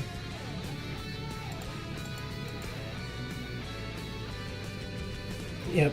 As Mokog has it right, devs are only on Wednesdays and for special events. Otherwise, any streamer you see on the Hex channel is a Hex streamer that Hex Entertainment trusts enough to, accurately represent their brand and provide good content for the community. They know that we're not going to say anything that would get them in trouble or say anything that, or do anything that would be inappropriate and, upset people. We have some streaming experience under our belt. We know what we're talking about as far as the game goes, so we kind of help provide coverage, give out some, giveaway codes like drafts, evos, all that to help hype up the game.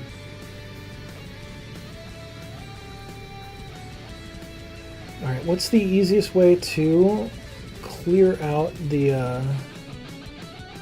Okay, clean out all entries.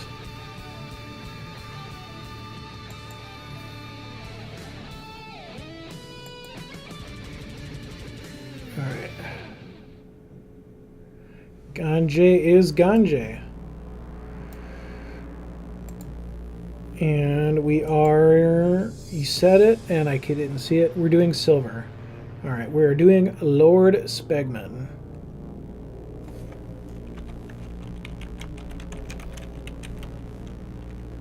I do have a list for silver. What am I doing? Why do I feel attacked by that description of the main channel? I don't mean it that way. I just know that, they obviously they're in control of their brand, so I'm whispering Ganje. Challenge when ready. And every community does need a spider cave.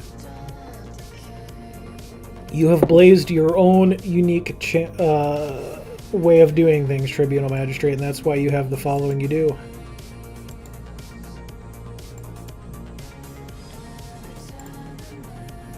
Alright, so Ganje's in. I have wiped out the challenger list. So, if you would like to challenge the dungeon, you will need to re-enter !challenger, and everybody who does so will be eligible to challenge the dungeon, whether you've already done so tonight or not. So this is your chance for a reroll if you want to go again and you played earlier tonight. Let's go silver 16.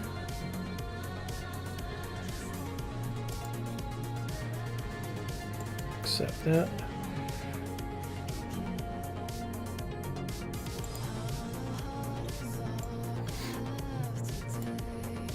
And okay, I'm going to minimize this. I will get the infographic off the screen so you see what's going on.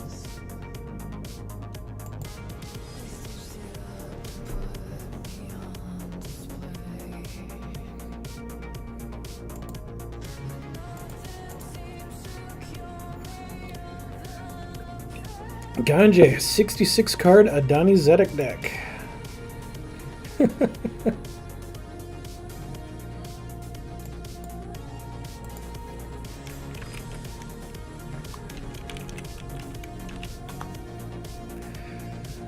Alright, so we don't have... I'm going to keep this. It's not the world's fastest hand, but we can get some nice things going on.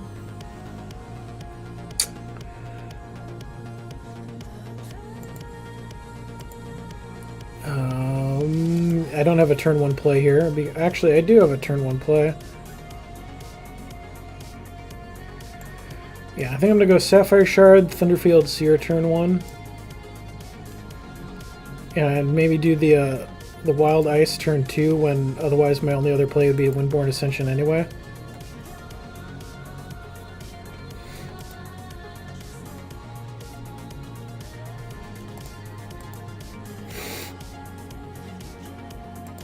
Alright, Daybreak makes Vesper bigger.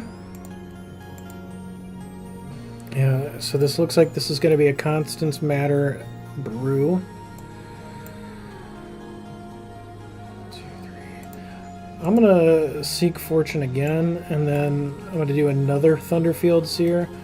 So whatever the next action is in our deck, it's going to draw 2 cards, and I'm going to hope it doesn't get milled.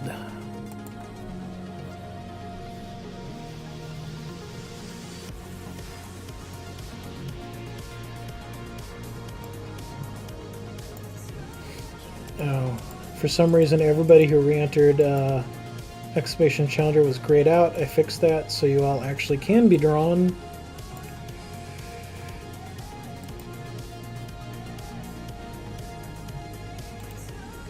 Sunset Shade.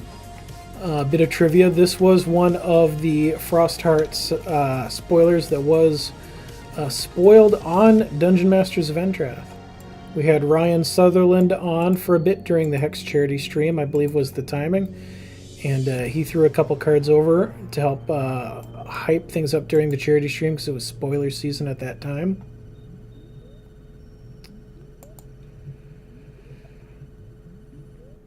Grabbing a second wild. And I think I just played Night Sky Prophet here straight. It's a 3/2. Next troop in your deck gets +2 power, +1 attack. So I'm now looking for a card that will draw an action that'll draw 2 things, and a troop that's bigger and better.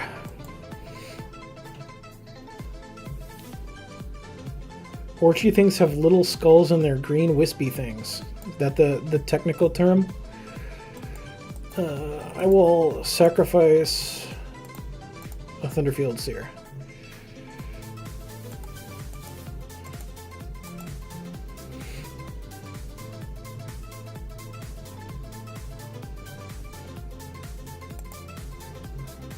Have to take 2 in the air.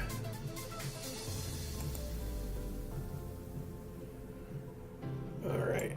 So the troop hit was a very big Cerulean Mirror Knight. Other troops are going to get, when it dies or Deathcry, draw a card, and it's a 3/3 on its own. I think I play that, and at the end of Ganje's next turn, play the Windborn Ascension.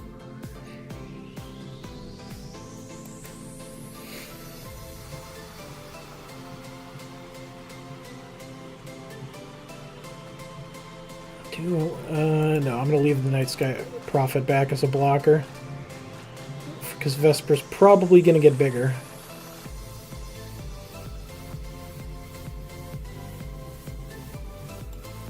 And Sunset Shade is probably going to get worse too.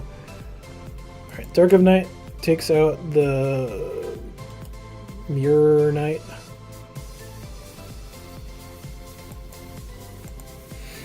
And see if there is 3 damage in the air.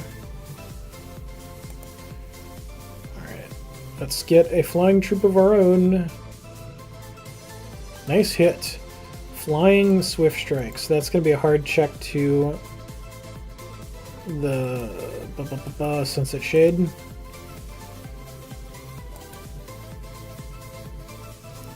But I think on 5 resources, the play here is actually Vigilant Duskwing, which is a 3/5 flight, and at the start of each opposing champion's turn you can ready it, so you can swing with it and block with it basically. Although it's not the same as Vigilance, because it does exhaust or steadfast, whatever it's called in this game. I should know that. Shame on me.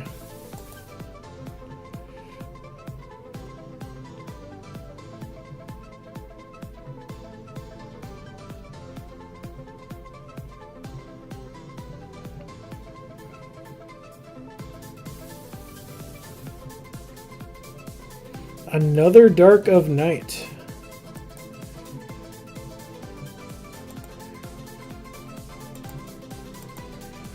Alright, so now there's 4 damage coming in the air.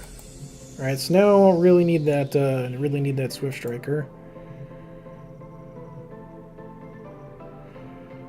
Yeah, really need that Swift Striker more than anything else.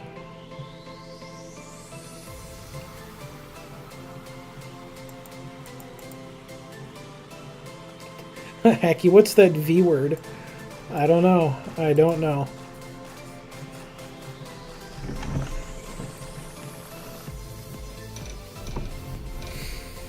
I love TCGs, but man, remembering 100 keywords can be unreal. A third? Really? A third Dark of Night already? Hacks.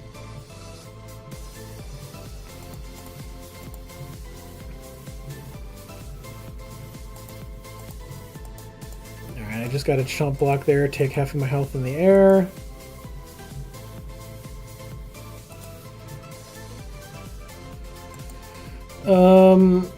Alright, I guess I have to No, I can do this. Up to 2 target troops get flight. So I'll play the Stargazer, and I'm going to make both of these flyers. So I have a check on the Stargazer. Not the Stargazer. On this Shade. Still though, I'm essentially dead.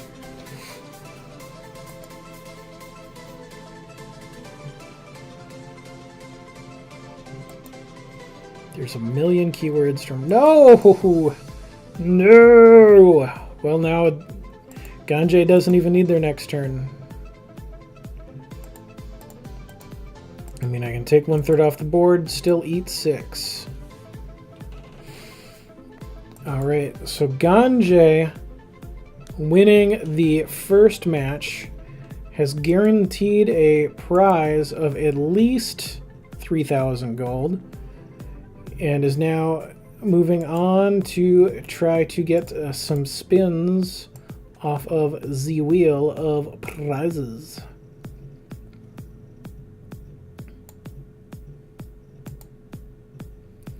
Alright, Hex, I love you. The friends list really needs to populate people to the top if you're online. Alright, so after 16, next in the queue, in the pre-made queue, I have silver 11. We're going to get some Swamp Butt up in here. Who's ready for some Swamp Butt?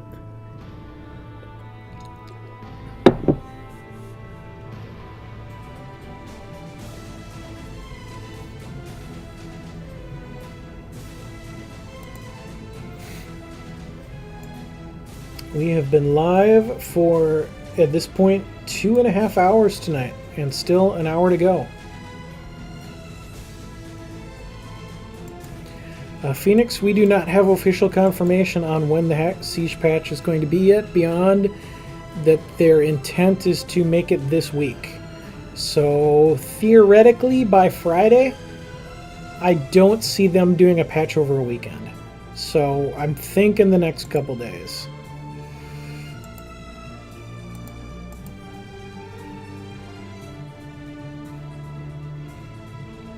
Just notice that when someone times out on the 5-minute, yeah, it's a round loss. Yes. So you can't have salt bags clocking you out for as long now if they rage quit. Yeah, nobody should patch over a weekend. Agreed. That's why I think it'll be by Friday. Assuming they're able to hold to, it'll be this week.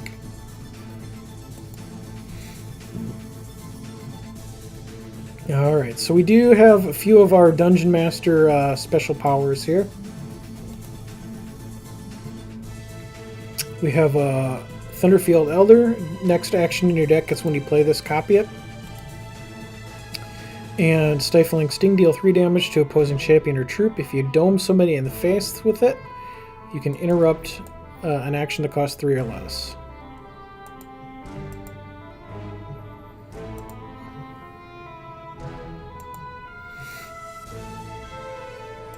Alright, I'm going to choose Sapphire. I'm going to just Crackling Bolt that right away because it kind of annoys me. And then I'm going to put some Swamp Gases into the deck and pass things on.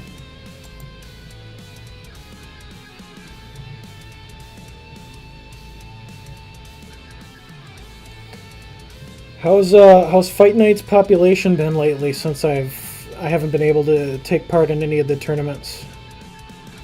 Turnout still in the hundreds, or is it kind of fallen off?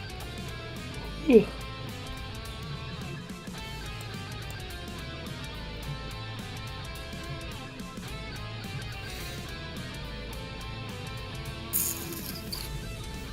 You know what? I think I want...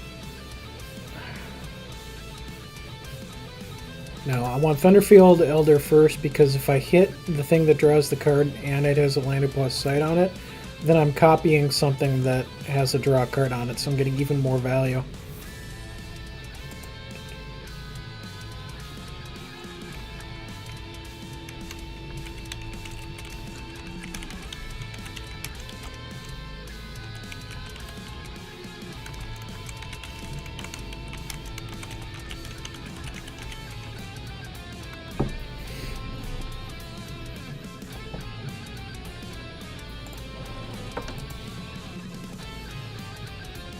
I just want to make sure Ganja was aware of that in chat in case they weren't familiar with that. The dungeon definitely cheats and has cheated since the very beginning of the show. Yeah, dungeon has access to reads cheats. Yep. That's what I have to say about that. You just like to call it out. Oh, it's strangled. It's all good. It's still got its copy effect out there, out in the wild.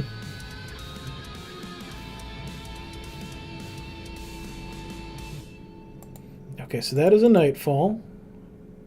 Hey guys, One health a turn, and if you did, feel free to click on these other videos. You'll probably enjoy them too. And if you really enjoyed the video and want to help me produce more content like this, head over to my Bandcamp page. all right, there went my resource. I was actually kind of would have been okay with losing one of the stifling stings. Rock on. Peace out. See you next time. But let's see what we get. Over bash. All right, nope. I'm throwing Lanapus Sight down for some card draw.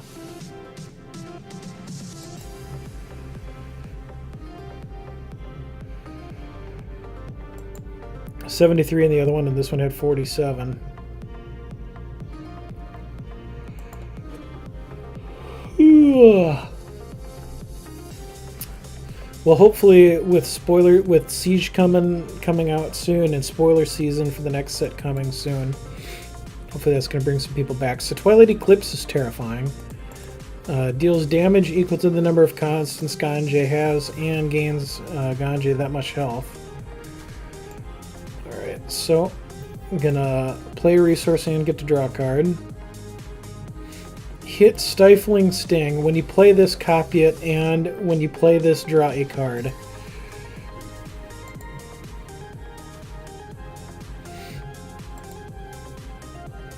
So I can just hit to the face for like 6. 3 Stifling Stings. It's also in the 3 Stifling Stings in the top 9 cards of the deck is absurd. But might be what's needed to push back against a Twilight Eclipse. Alright, Dark of Night kills the thing.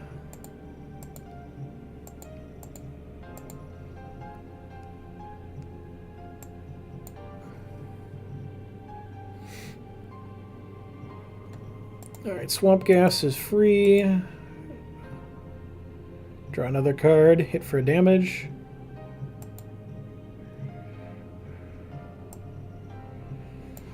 Fate Weave for a non-resource. Put more Swamp Gas in the deck. And Stifling Sting is quick, so I'm going to hold it here.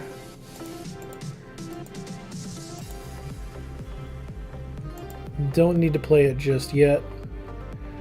Ganja gains 3, lose 3. Don't really have time to be a kinder, gentler dungeon master with Ganja up at 26 health to 14. Need to find a way to smash in. That cannot be countered because it costs 4. So really nothing to be done but let that resolve.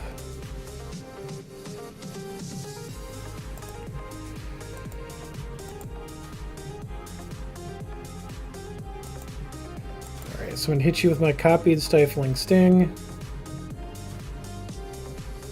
Shame I don't get to draw 2 cards. Oh no, did one nullify the other? I only did like 3 points of damage. That was terrible.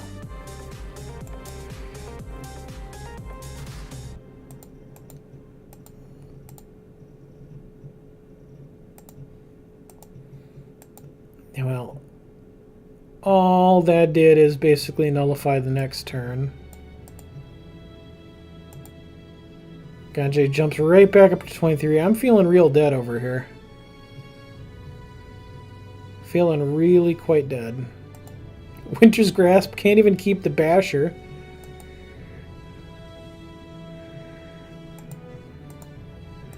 And no, you can't have that.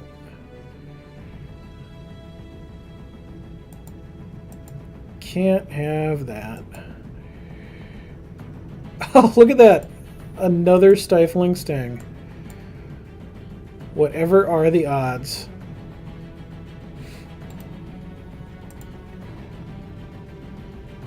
It's just a shame my deck was all Stifling Stings and nothing that made a more direct impact, but we did. So Ganjay has won 2 in a row. Now has a spin off of the Wheel of Prizes. Yeah, look at all those gobblers that that would have been cool to find. Ganjay now going for the ultimate name on the leaderboard, clear a floor, get 2 spins on the Wheel of Prizes. Only 1 fight to go.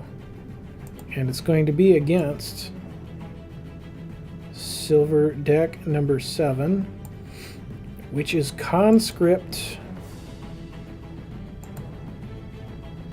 Alright, can Constance beat Conscription? We shall see.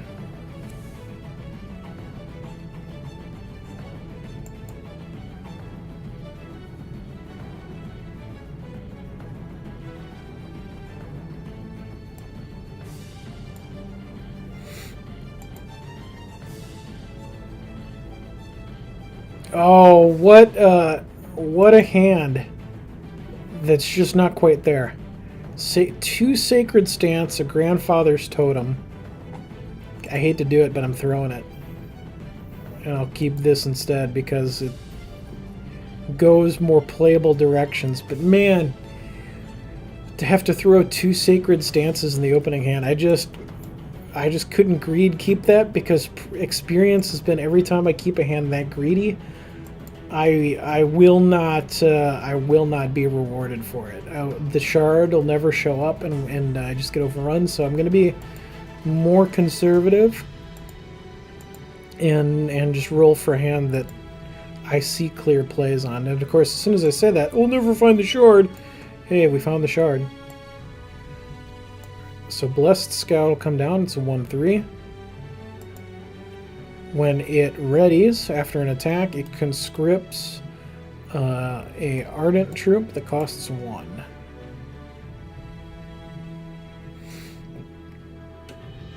And next turn we have Deepwood Droka. When you conscript, the troop gets the socketed powers of this, and this one is gemmed with when it attacks, it gets flight. So all the conscripted troops suddenly will be an air force to be reckoned with. All right, we don't have a conscription engine anymore.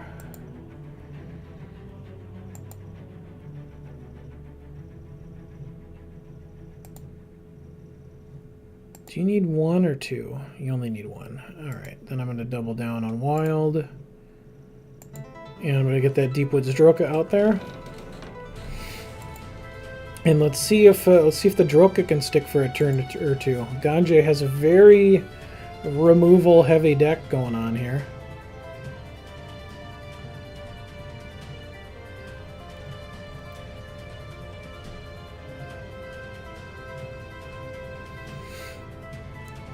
And speak of the devil, there's another Winter's Grasp. So once again, 2 troops up, 2 troops down.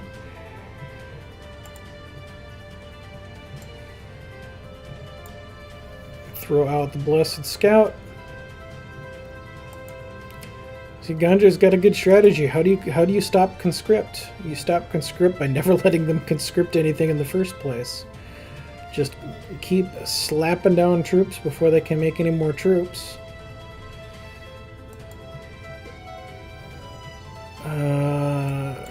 Crap. I'll give you a Nightfall even though I know that's what you want.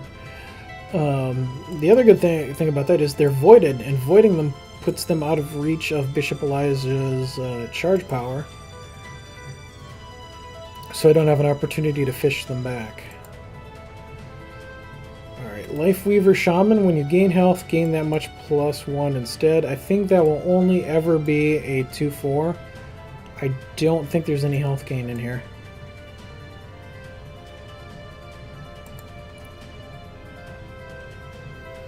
Let's try taking a swing and see if we can actually connect on Ganjay for once. We do. Although all the good that did, for now at least, is erased by Daybreak, gaining that health point right back.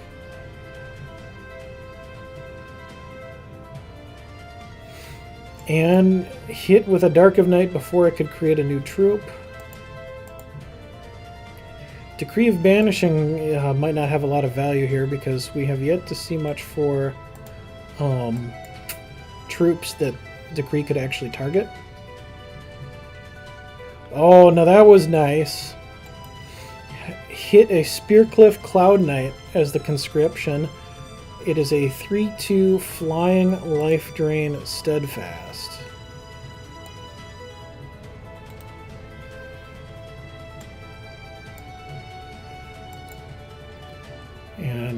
And that actually interacts with Lifeweaver Shaman. So when we gain health, we gain that much +1 instead. So instead of gaining 3 health when this hits, we would get 4.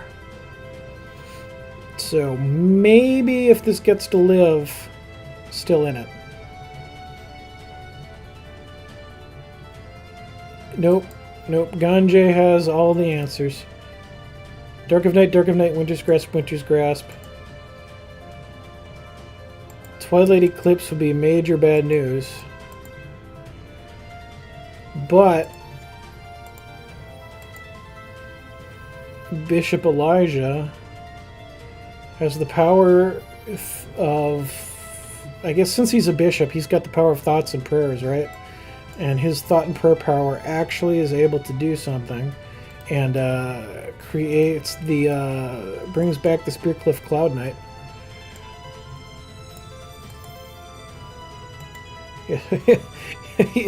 Mokog, does he do his Melisandre impression? The night is dark and full of terrors. Brings back the Spearcliff Cloud Knight.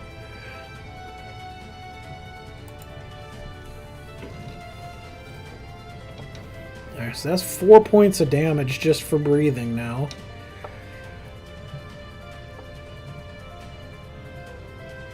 Light of Day. Oh, all the removals. So, void target opposing card, summon a Daybreak. Still never got there. Silver Lining, Ganjay's out of cards.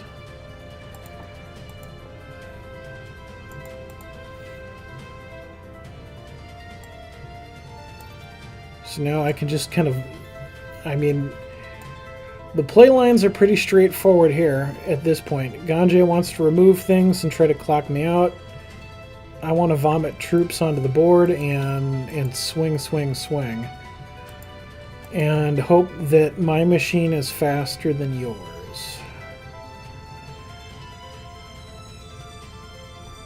One, two, three, four. If nothing changes, I have 3 turns.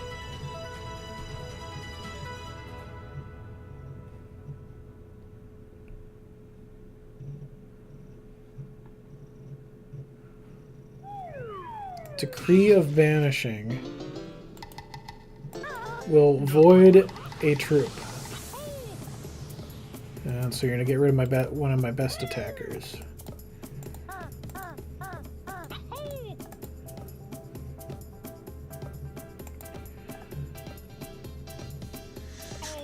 Alright, full swing. Gentle Grizzly! What is up? Alright, so 2 turns. Nothing changes, we're dead in 2 turns.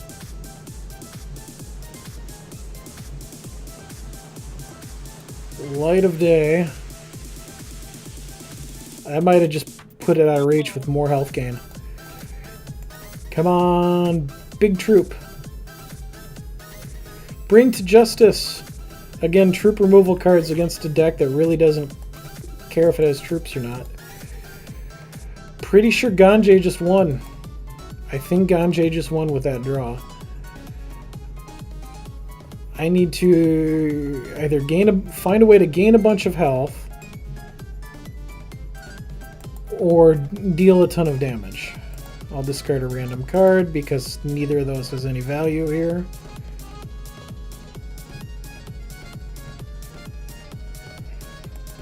I love Banjo-Kazooie remixes. One of my favorite games of the N64 era. Played it to death as a kid.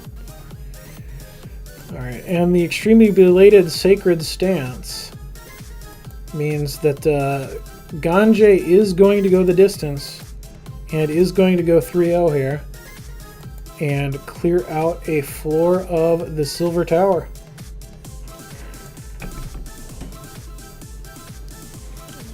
Alright, I need to write that down. Ganjay. 3-0. Alright, so we need to, for the second time tonight, bring up our Wheel of Prizes. And again, Ganjay, I'm going to have to... I may have to check what's on the Wheel of Prizes to verify I actually have it. But we shall see. And I'm gonna burn this wheel to the ground and come up with something different here in the near future. Okay, Spectral Acorn, like I said, that's a free spin. Doesn't count against your 2. So we'll throw some acorns your way. Alright, I will check on Elder Mist Song. And let's see what the other one would be.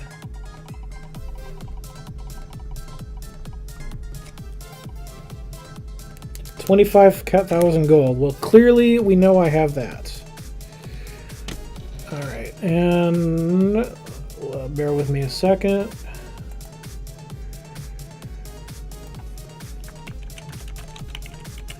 Elder Mist. Alright. I do have a spare Elder Mist Song, so you are going to get sent 4 acorns,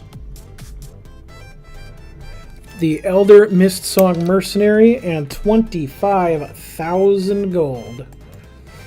Congratulations on that. You will also be entered onto the leaderboard of people who have cleared a floor for future grand prizes down the road. Reminder, exclamation point challenger if you wish to get in to fight the dungeon. I have been live for almost 3 hours now. We've got about 45 minutes left, give or take. Probably enough time for 1 more challenger, maybe 2. I do have to work early in the morning, so I'm really not going to push to be super late tonight, especially since if you like what you've been seeing, I'm going to be doing more Dungeon Masters of Entrath tomorrow. So I really don't want to kill myself being up super late when we're going to do this same thing in 24 hours. So I do need to update the info numbers though, because we have another floor cleared on silver. So let's make sure that that is correctly there. And alright. So I will roll for the next challenger. And then I'm going to take a short... I need to take a short break again before we fire up the next person's challenge. And while I am AFK, that will be your chance to make sure you type something in chat, because we're also going to give away one more Evo code tonight, and that will be done when I come back.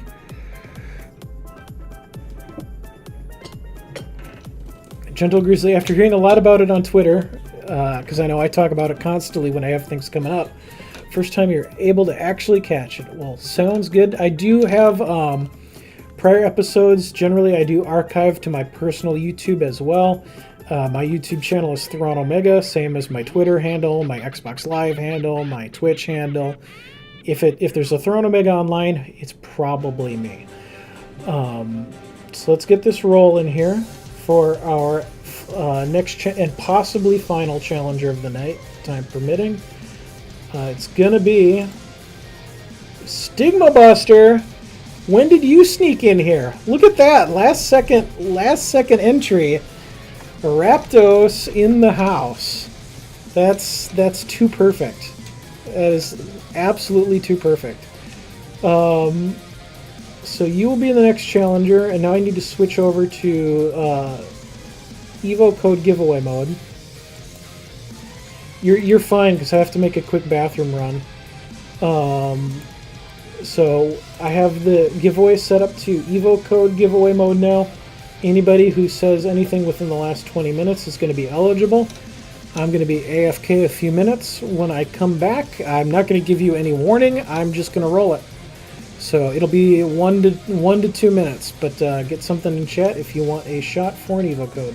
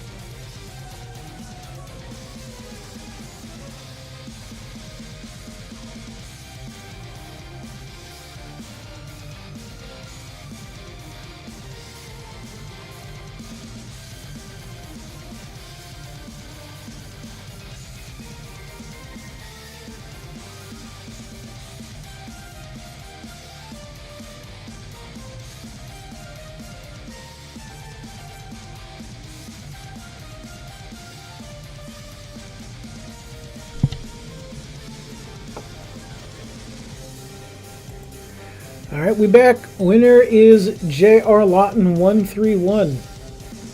I just need confirmation from you. You're still in chat, and I need your in-game name. Once I get that, I will shoot you an Evo code. I will give you 2 minutes to respond. At 2 minutes, if I haven't seen anything pop up in the chat window here, I will reroll. And Stigma wants regular gold.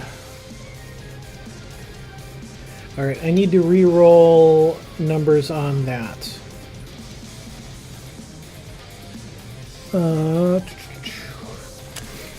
how many decks do I have in regular gold?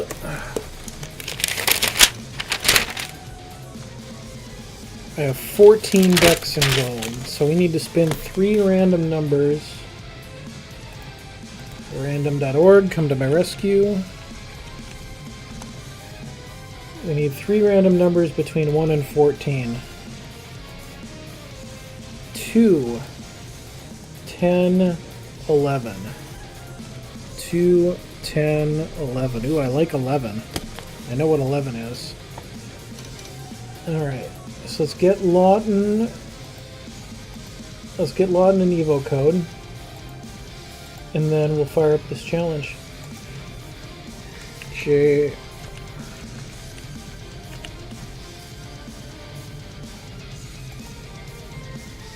Alright, go to L secret stash of code awesomeness. Copy that. And shoot off that code. Alright, check your Twitch Whispers JR Lawton. And you should see the whisper from me with that Evo code. And I will mark you down here on my winners list.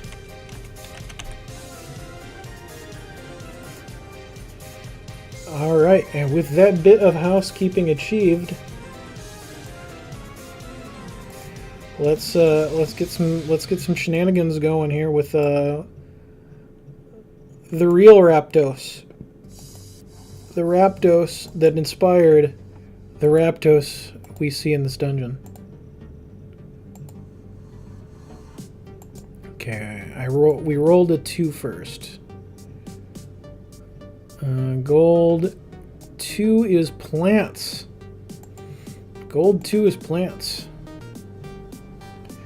EFOS, you can throw in for a challenge, but I'm not going to lie to you, this is probably the last challenge of the night, unless Raptos loses very, very quickly. I will be back tomorrow. Mokog is not able to stream tomorrow night, so I will be streaming from the official channel again tomorrow night, 5 p.m. to 8 p.m. Pacific, which is 7 to 10 p.m. Central. And we'll be doing more Dungeon Masters then. So if you're around tomorrow, there'll be another shot tomorrow night.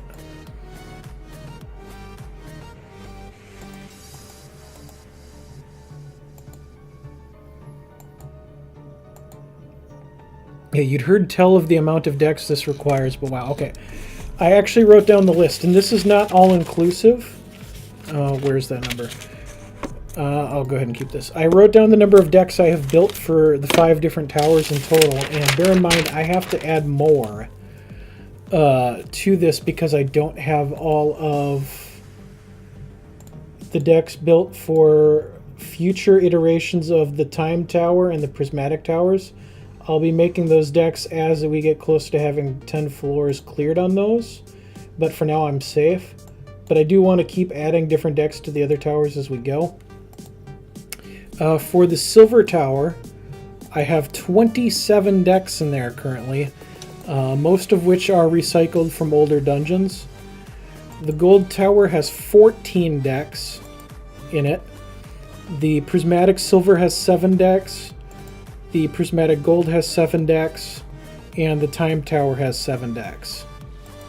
So that's 7, 14, that's 21, plus 27 is 48. Plus 15. 48, 58, 59, 61. So I have 62 decks built just for Dungeon Masters of Entrath right now.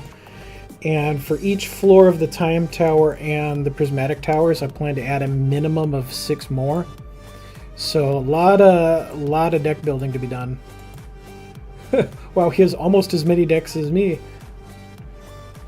But I don't have nearly as many decks as Dinotropia, because Dino still kept all of his deck lists from when he was running 4 keeps. He never deleted any of that.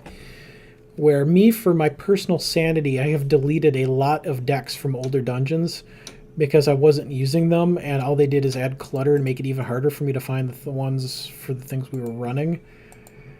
if I never deleted a dungeon deck, I'd probably have 150 to 200 decks in my deck list. And without deck folders, that's just miserable.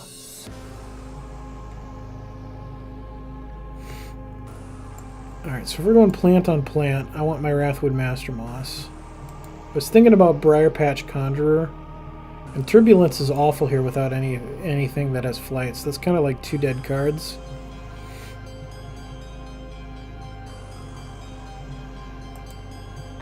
Ooh, Raptos Sylvan Spring. When you play a troop, create a copy of it, put it in your deck. It gets +3/+3. So Raptos endgame looks to be a lot of really big, scary Briar Legions.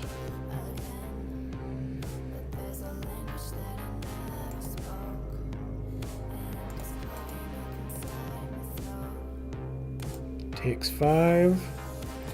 We have our own Briar game. I add a seed counter to this, then create a Briar Legion for each seed counter on this and put them into your deck. And I'm going to play Chlorophylla to strip a resource out of the deck. And pass things over. Now the real danger here is a big troop like Wrathwood Master Moss combined with Pheromones.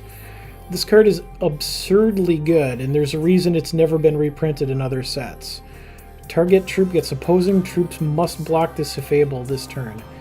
So you make one troop good and smelly, and everything else on the other side of the board has to block that one thing.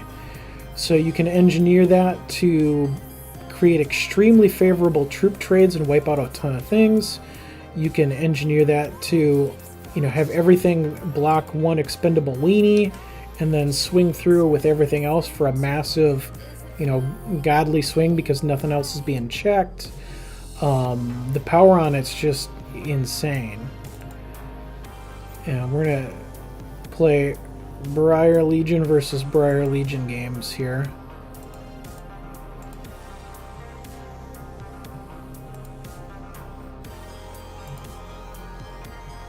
You can do legions, I can do legions too.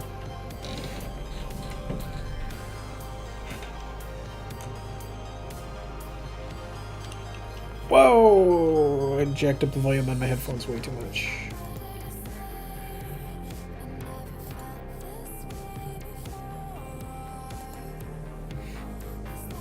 Thorn Rose Kitten has +2 for each other Rose Kitten and Thorn Pup you control. Okay.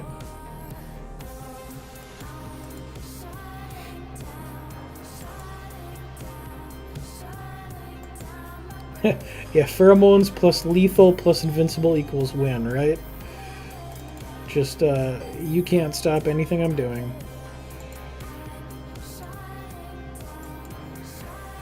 Pheromones plus Rhino Gem. Yeah, here's some keep ideas for you. If you're building for the siege mode in the next couple days. Have you tried fun with pheromones? Because I basically just turned this into a board wipe. Wrathwood Master Moss dies because it comes back as the Mossling, but just wiped out the board. And Raptos is on 3. Could use another pheromones to basically make like a Briar Legion the bait, and then get Wrathwood Master Moss through to revert it.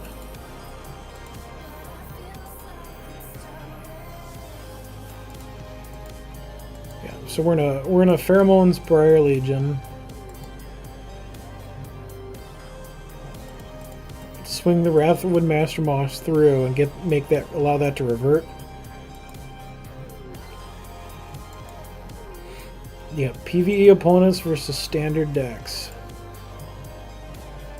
This will be interesting to see how that shakes out. With their intent of eventually trying to find a way to broaden it to like Immortal and maybe full PvE over time.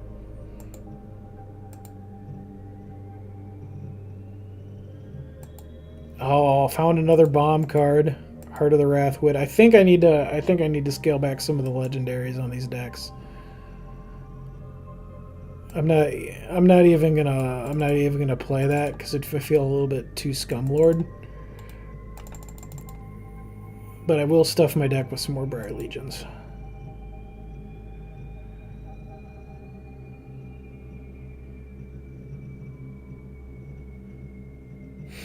Turbulence is a dead card.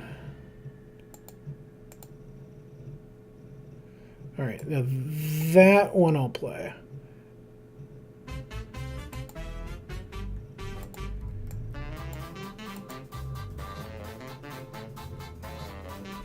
I need to make a note to myself. This is gold 2. I need to look at nerfing gold 2. This is an evolutionary process. New decks come in. I want them to be challenging but beatable. If I find decks are too good, we rein them in. That is a 5/5 Thorn Pup.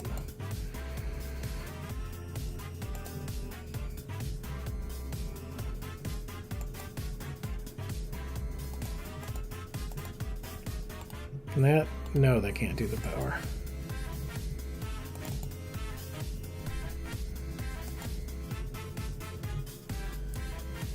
Rapdos tossing it.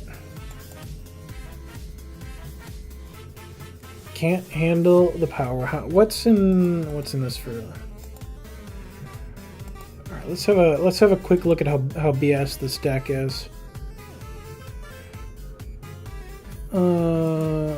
Low deck. Time or no, not time. Gold. Gold 2. Stigmabuster, not a fan of pheromones. Sort by rarity. Oh god, this deck needs a nerf. That's way too many legendaries. That is way too many legendaries when I don't let you guys have any. Yeah, I really need to nerf that deck. So if it makes you feel any better, Stigmabuster, this is the Dungeon Master stating this deck is BS. I have way too many AI only cards in here when you're not allowed to use legendaries. So that is going to be fixed. That's on my to-do list for fixes before we stream again. Just cut like 6 shards. Yeah, but they need to be beatable. Otherwise Dungeon Masters of Entrath becomes Thrawn wailing on people too stupid to realize it's a bad idea to fight him, and then the whole show collapses under itself. So we're not going to do that. Yeah, add a bunch of 10 cost troops, right? Force big ramp or go home. Yeah, I think that will be the last challenge for the night, because my uptime here is over 3 hours. I've been live for 3 hours and 11 minutes, so I'm going to shut this down so that I can send out prizes while I still have a little bit of sanity left. And then I'm going to go to bed. Like I said, we will be doing this again tomorrow, 5 to 8 p.m. Pacific, which is 7 to 10 p.m. Central. I always got to give some love to the Central Time Zone since I'm based in Minnesota. And so we will have good times. How many game shows keep people entertained for 3+ hours? Exactly. And air consistently weekly, and you have a better shot at playing it. So I have a heck of a lot of fun doing this. It's been a wonderful time engaging with the Hex community and getting to play really random weird decks and do things that you would never get to do on the competitive ladder. You're very unlikely to see these kind of builds in a tournament because they're not built to be tier 1 competitive, but we do our random bit of Hex. And I forgot. Well, Rapdos is being salty and frustrated with defeat, which is understandable. One of the funny things about our dungeon here, and Rapdos is a good sport about it. If this ever actually pisses off Rapdos, I'll stop, because the intent is to honor and not anger. But whenever Rapdos dies in the dungeon, we add to Rapdos's death counter here. And that includes either the times people have fought Raptos the deck or Raptos the actual person has died. So it's a combination of two. Yeah, Stigma Buster says, no, I love the death counter. So we have to make sure that we properly updated that death counter for him. I will probably, in a future dungeon, make one that is explicitly only the Raptos death counter, so it's only if he actually dies that the counter ticks up. But for now, it's a combination of him or the deck that is his tribute deck dying. But yeah, that'll do it for me for tonight. Thank you all for hanging out. I had a blast as always. Hope you did as well. And I hope to see some of you again tomorrow. So have a good night, y'all.